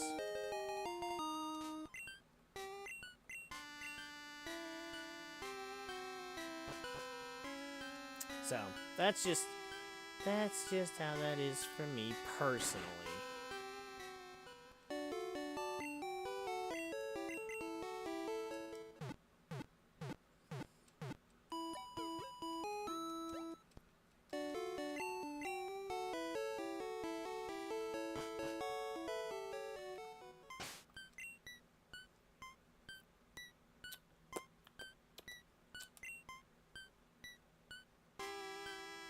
I no longer need the Sylph Scope. I don't even really need the, whoops. I don't even really need the Poke Flute, but...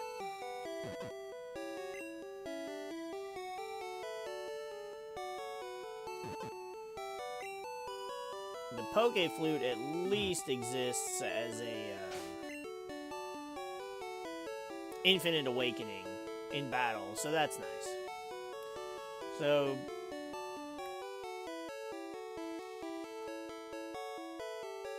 I don't think any of these Pokemon can learn Dig.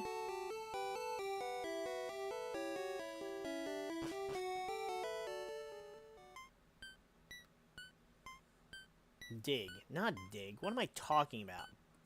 Strength.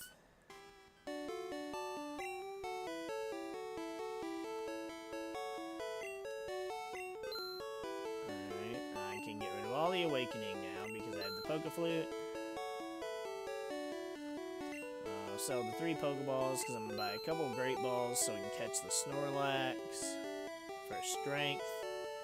Actually, you know, is it even worth it? Because Snorlax has such a stupid catch rate. I also don't need strength yet.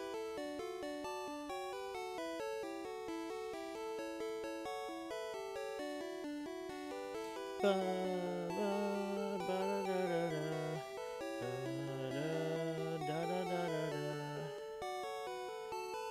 I'm not even gonna bother looking it up, so I'm not gonna bother buying it right now.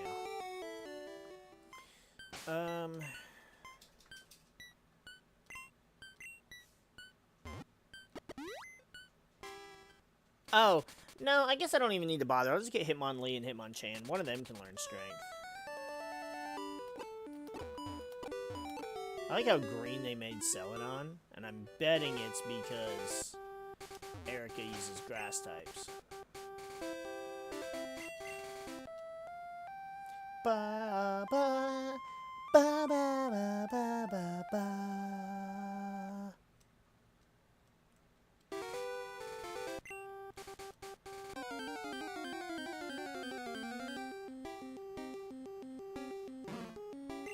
Boom. Snorlax has such a fucking goofy cry.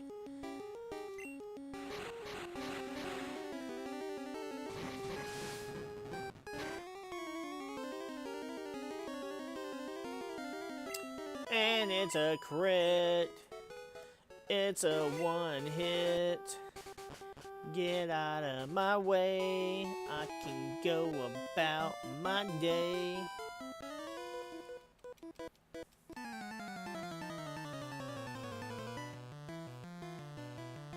I'm gonna have to wrap this up somewhat soon. Kinda hoping I can at least get through the routes and get down to Fuchsia.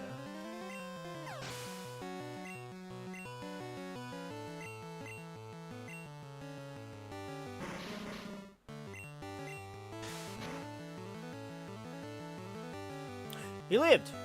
He's paralyzed. Haha! I hate to waste any of these on you, but give me 1 HP back.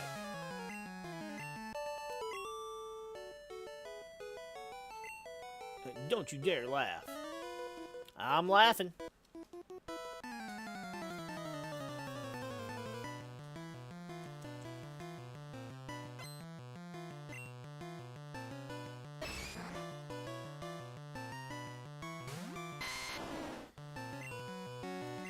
Now you got me wanting to play Legendary Super Warriors. I think I have to replay through it so I can get all my shit, get all the characters before I can do battle mode. Thanks to having to switch hard drives. So I'll have to see on that. I've been wanting to play it again, but it's not at the top of my priority list because I'm trying to get other things done and in the works.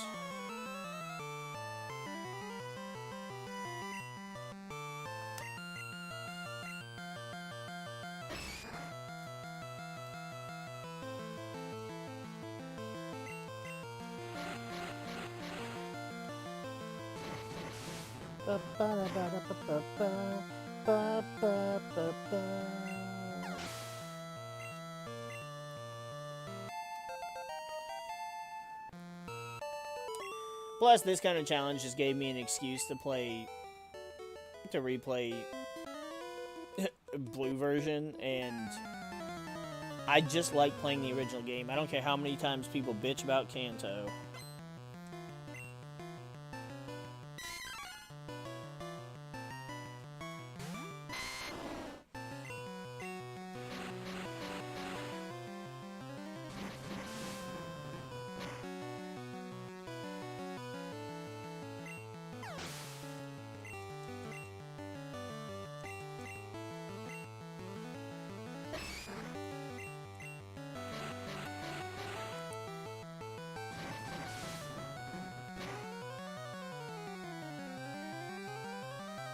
I'll replay Kanto or Johto over and over and over again.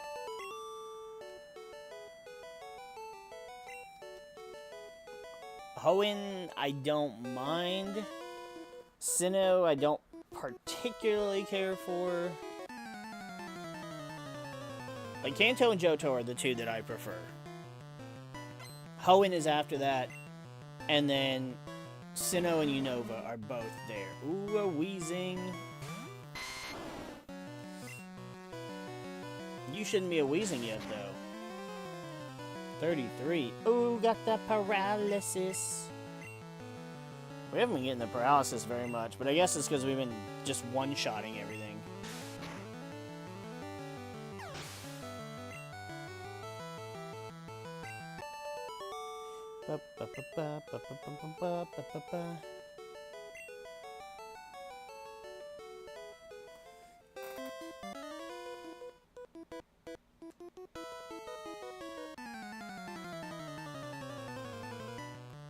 Yeah, Weezing's 35, you little shit.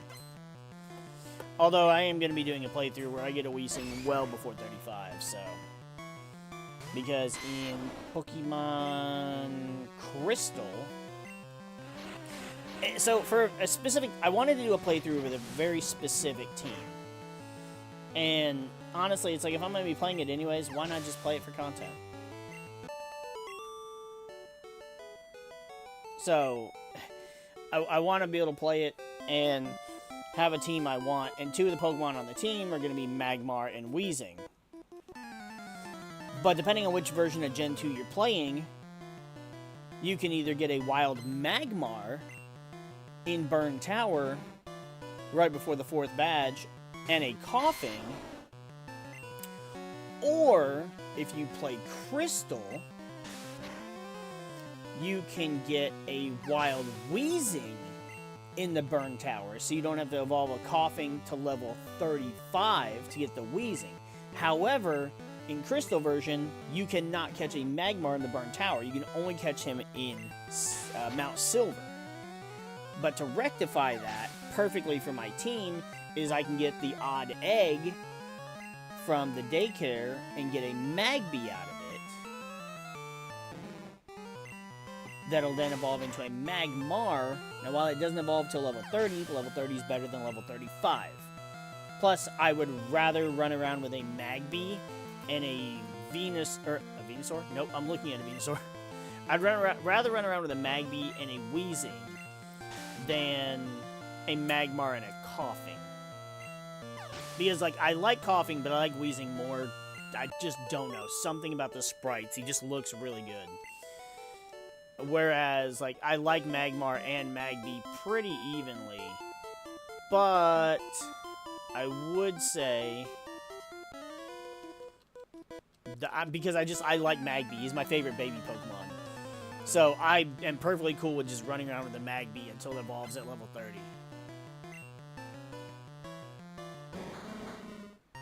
See, again, a Weezing, level 28. He must have been from Johto. Caught his Weezing before the levels was... Got the paralysis again! And fully paralyzed. Get about. Well, see, that's what I was thinking. Is it's like, we'll find out when I get to Blaine how... well, here's the thing. Blaine and Sabrina. Because I can hit... Granted, I can hit Sabrina's Pokemon with grass moves. But I'll have to use Body Slam on most of... or pretty much all of Blaine's Pokemon. But both Fire and Psychic can hit Venusaur super effectively, so I don't know how much of a threat there is, but looking at it, I'm already level 51.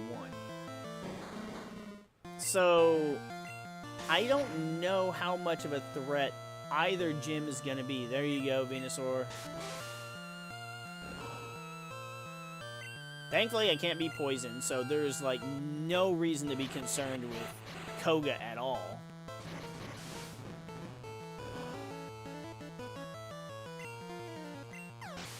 I am only 3 types into the list of monotype runs I'm going to do. So there's not a whole lot of other, like, types of Nuzlocke I want to try. I do have 2 more Nuzlocke that I myself have invented, unless somebody else did it before me and I'm not aware of them. And how dare you forget Sabrina? Some people will really chastise you for that. I feel like I should as a Gen 1 player, because how do you forget one of the Gen 1 gym leaders? But that's whatever. But more specifically, some people are really hardcore Sabrina fans, and I've never been a fan of Sabrina's design. I mean, like, I know a lot of kids grew up and had a crush on Misty because, you know, she was we were all 10, she was 10, spunky little redhead, whatever. But, like, you know, and then you got Erica, who's not a 10-year-old. I don't know how old Erica's supposed to be. But she's definitely older. And, you know, Erica's just a little bit more ladylike. So I never found anything redeeming about Sabrina's game character or her anime character. Now, I guess you could say, oh, but what about Gen 2 Sabrina? Because, you know, her outfit, she's a little more... Well, sure, if that's all you're into, then whatever, but... That's not worth the Shadow Realm. There are plenty of more people that deserve to go to the Shadow Realm before you. And for much more heinous crimes.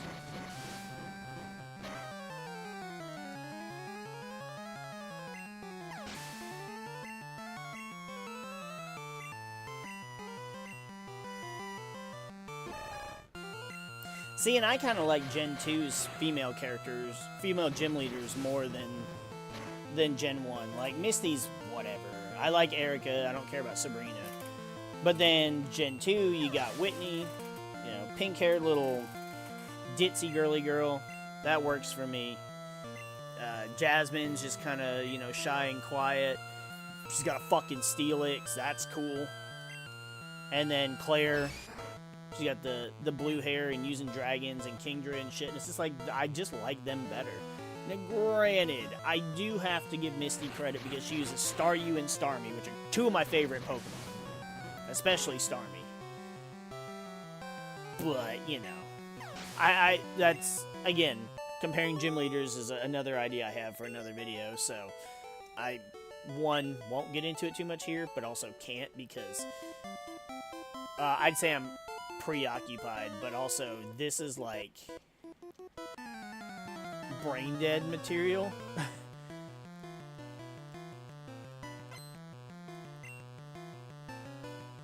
Another wheezing that shouldn't be a wheezing yet. I wonder if there's like any kind of like in-lore reasoning for why a Pokemon would be what it is before the level it's supposed to be at. And granted, fucking the Pokemon anime did follow levels and stuff early on and followed the games and made sense, but then they just throw that shit out the window just so that Ash can eventually have his fucking win and be the greatest trainer of all time that he never deserved.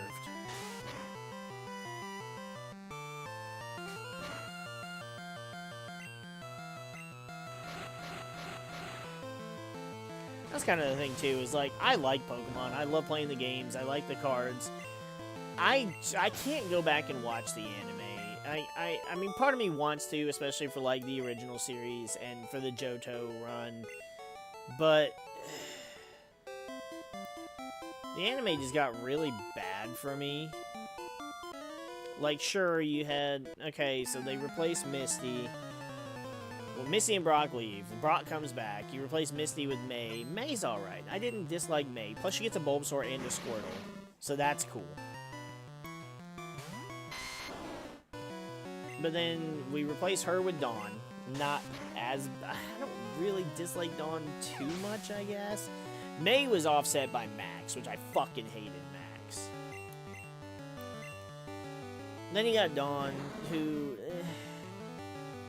I mean, granted, they were both, like, obsessed with Pokemon contests, which I didn't care about, because I didn't care about them even in the games, because that's not what I play Pokemon for.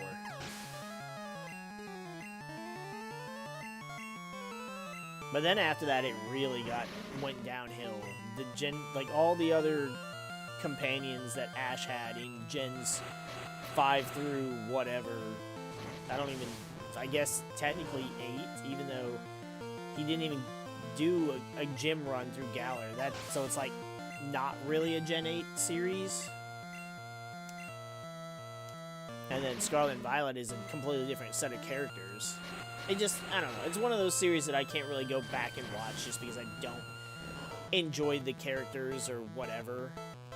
Like, I'll go back and I can watch Yu-Gi-Oh! Whether I'm watching Duelist Kingdom, Battle City, watching the Millennium World arc, or even watching GX over and over. Like, but Pokemon's anime is just too rough for me.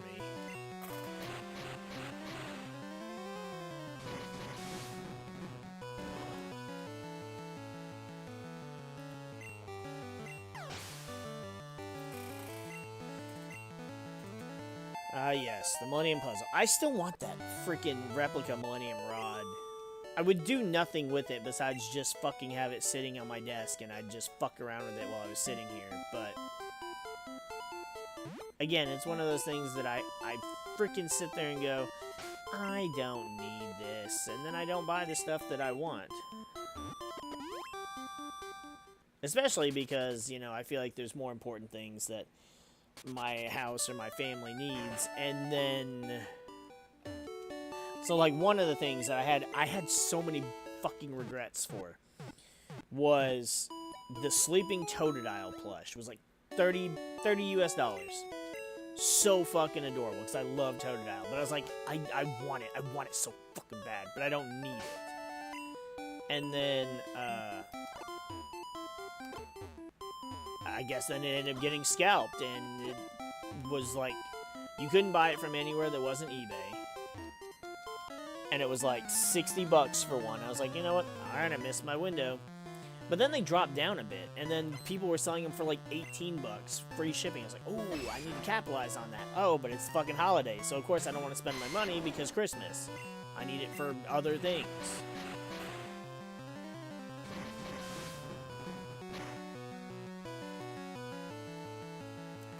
You know, and I've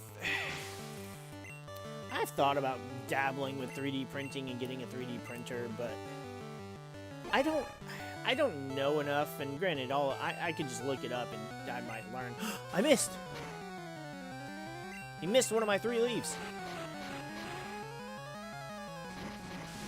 Like, I have the only 3D printed things that I own is I own a little Gengar and a little Umbreon that my wife found for me a couple years ago and she bought.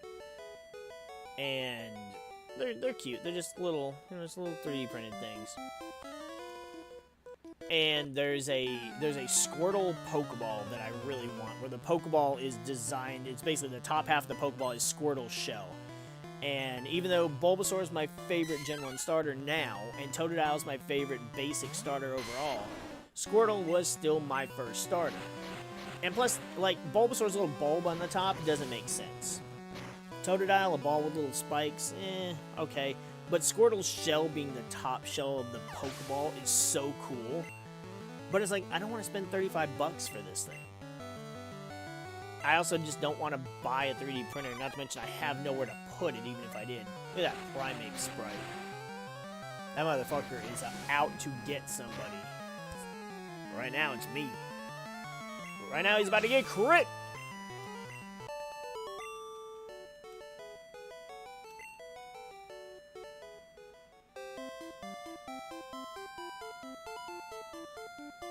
I don't think there's anybody down this part. Just a bunch of fucking signs, yeah. There we go.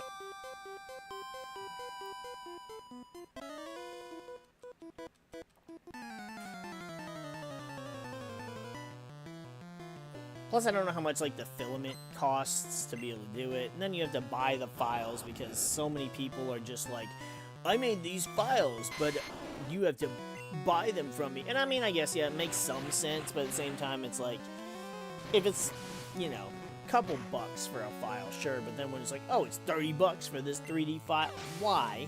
Come on.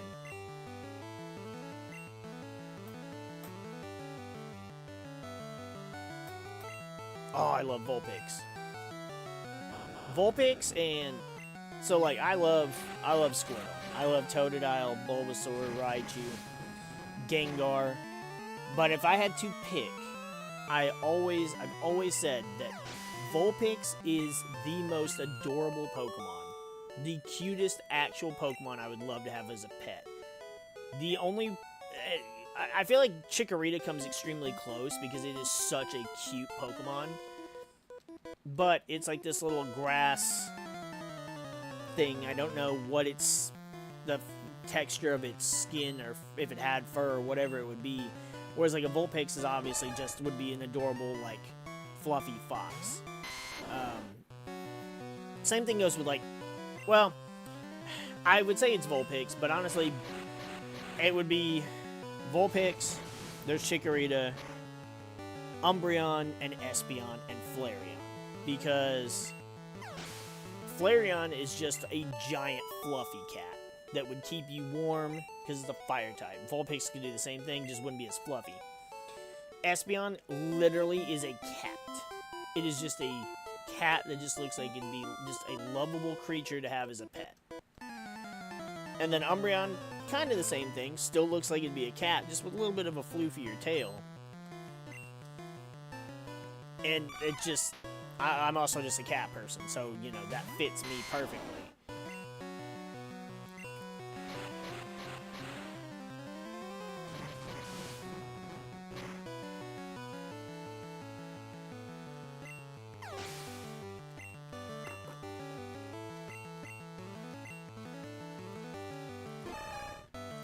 So we started this stream outside of the beginning of Rock Tunnel at level 39. And we're about to be in Fuchsia City at we'll probably get to 54.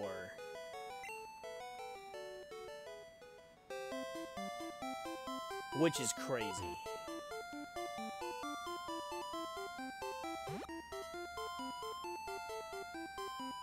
Now, obviously, the experience curve means, okay, well, we're in the 50s and we got 4 badges. Clearly, we'll be level 100 by no. At least I would hope not.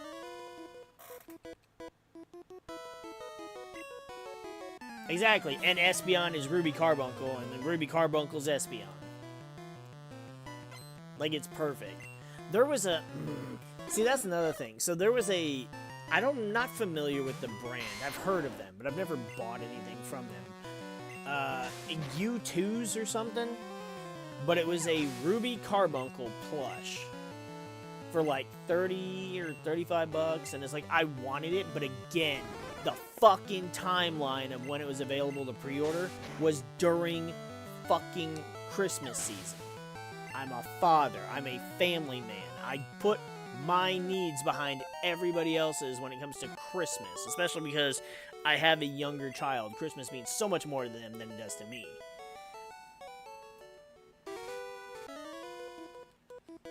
But I really wanted that Espeon, and hopefully I'll have a chance to get one sometime. My current goal still is to just get a house so we have more space, and so everybody can live comfortably. And maybe one day we'll be able to have company over at the house again because we'll have the space to accommodate other people.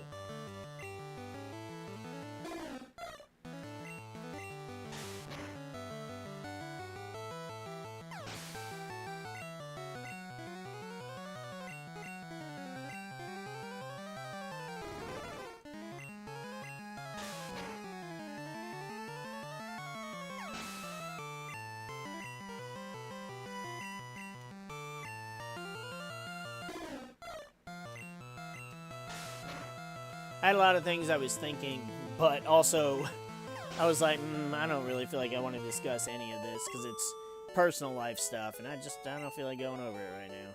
But yeah, that's kind of just where I'm at. So everything is like, I still get things for myself here and there, but I've long since made the decision, the personal decision, that I would rather my one and only main hobby outside of playing video games.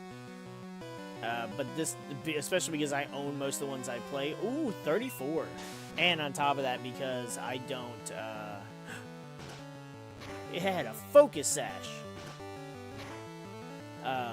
Because I don't really buy new games, because that also requires me to get a new console, and I might do that for the new Halo, but that's iffy. But I just want my Gundam collection. I enjoy building the models, I enjoy posing them, I want to paint them and make them all look badass and have just a cool display. My cards just sit in binders, and I don't have the ability to take them all out all the time. Whereas at least, if I had a small collection in top loaders, like the few that I currently have on my desk, look how Fuchsia City is. Then, I can at least take those out and look at them, fiddle with them, as I do. But I can't do that with the huge collection I have, and not to mention how expensive that collection is, how much money it's worth, and how much that can, get me towards the goal of a house versus, shiny cardboard. Yeah, there's they're doing a remake for for Combat Evolved. It looks great, but there's a lot of changes to it that a lot of people aren't thrilled about. So we'll just kind of have to see how the finished product turns out. It's debatable. If it's good, I want to play it, because Combat Evolved is awesome. I won't say Halo 1's the best Halo game, but I feel like story-wise, Halo 1 had the best story.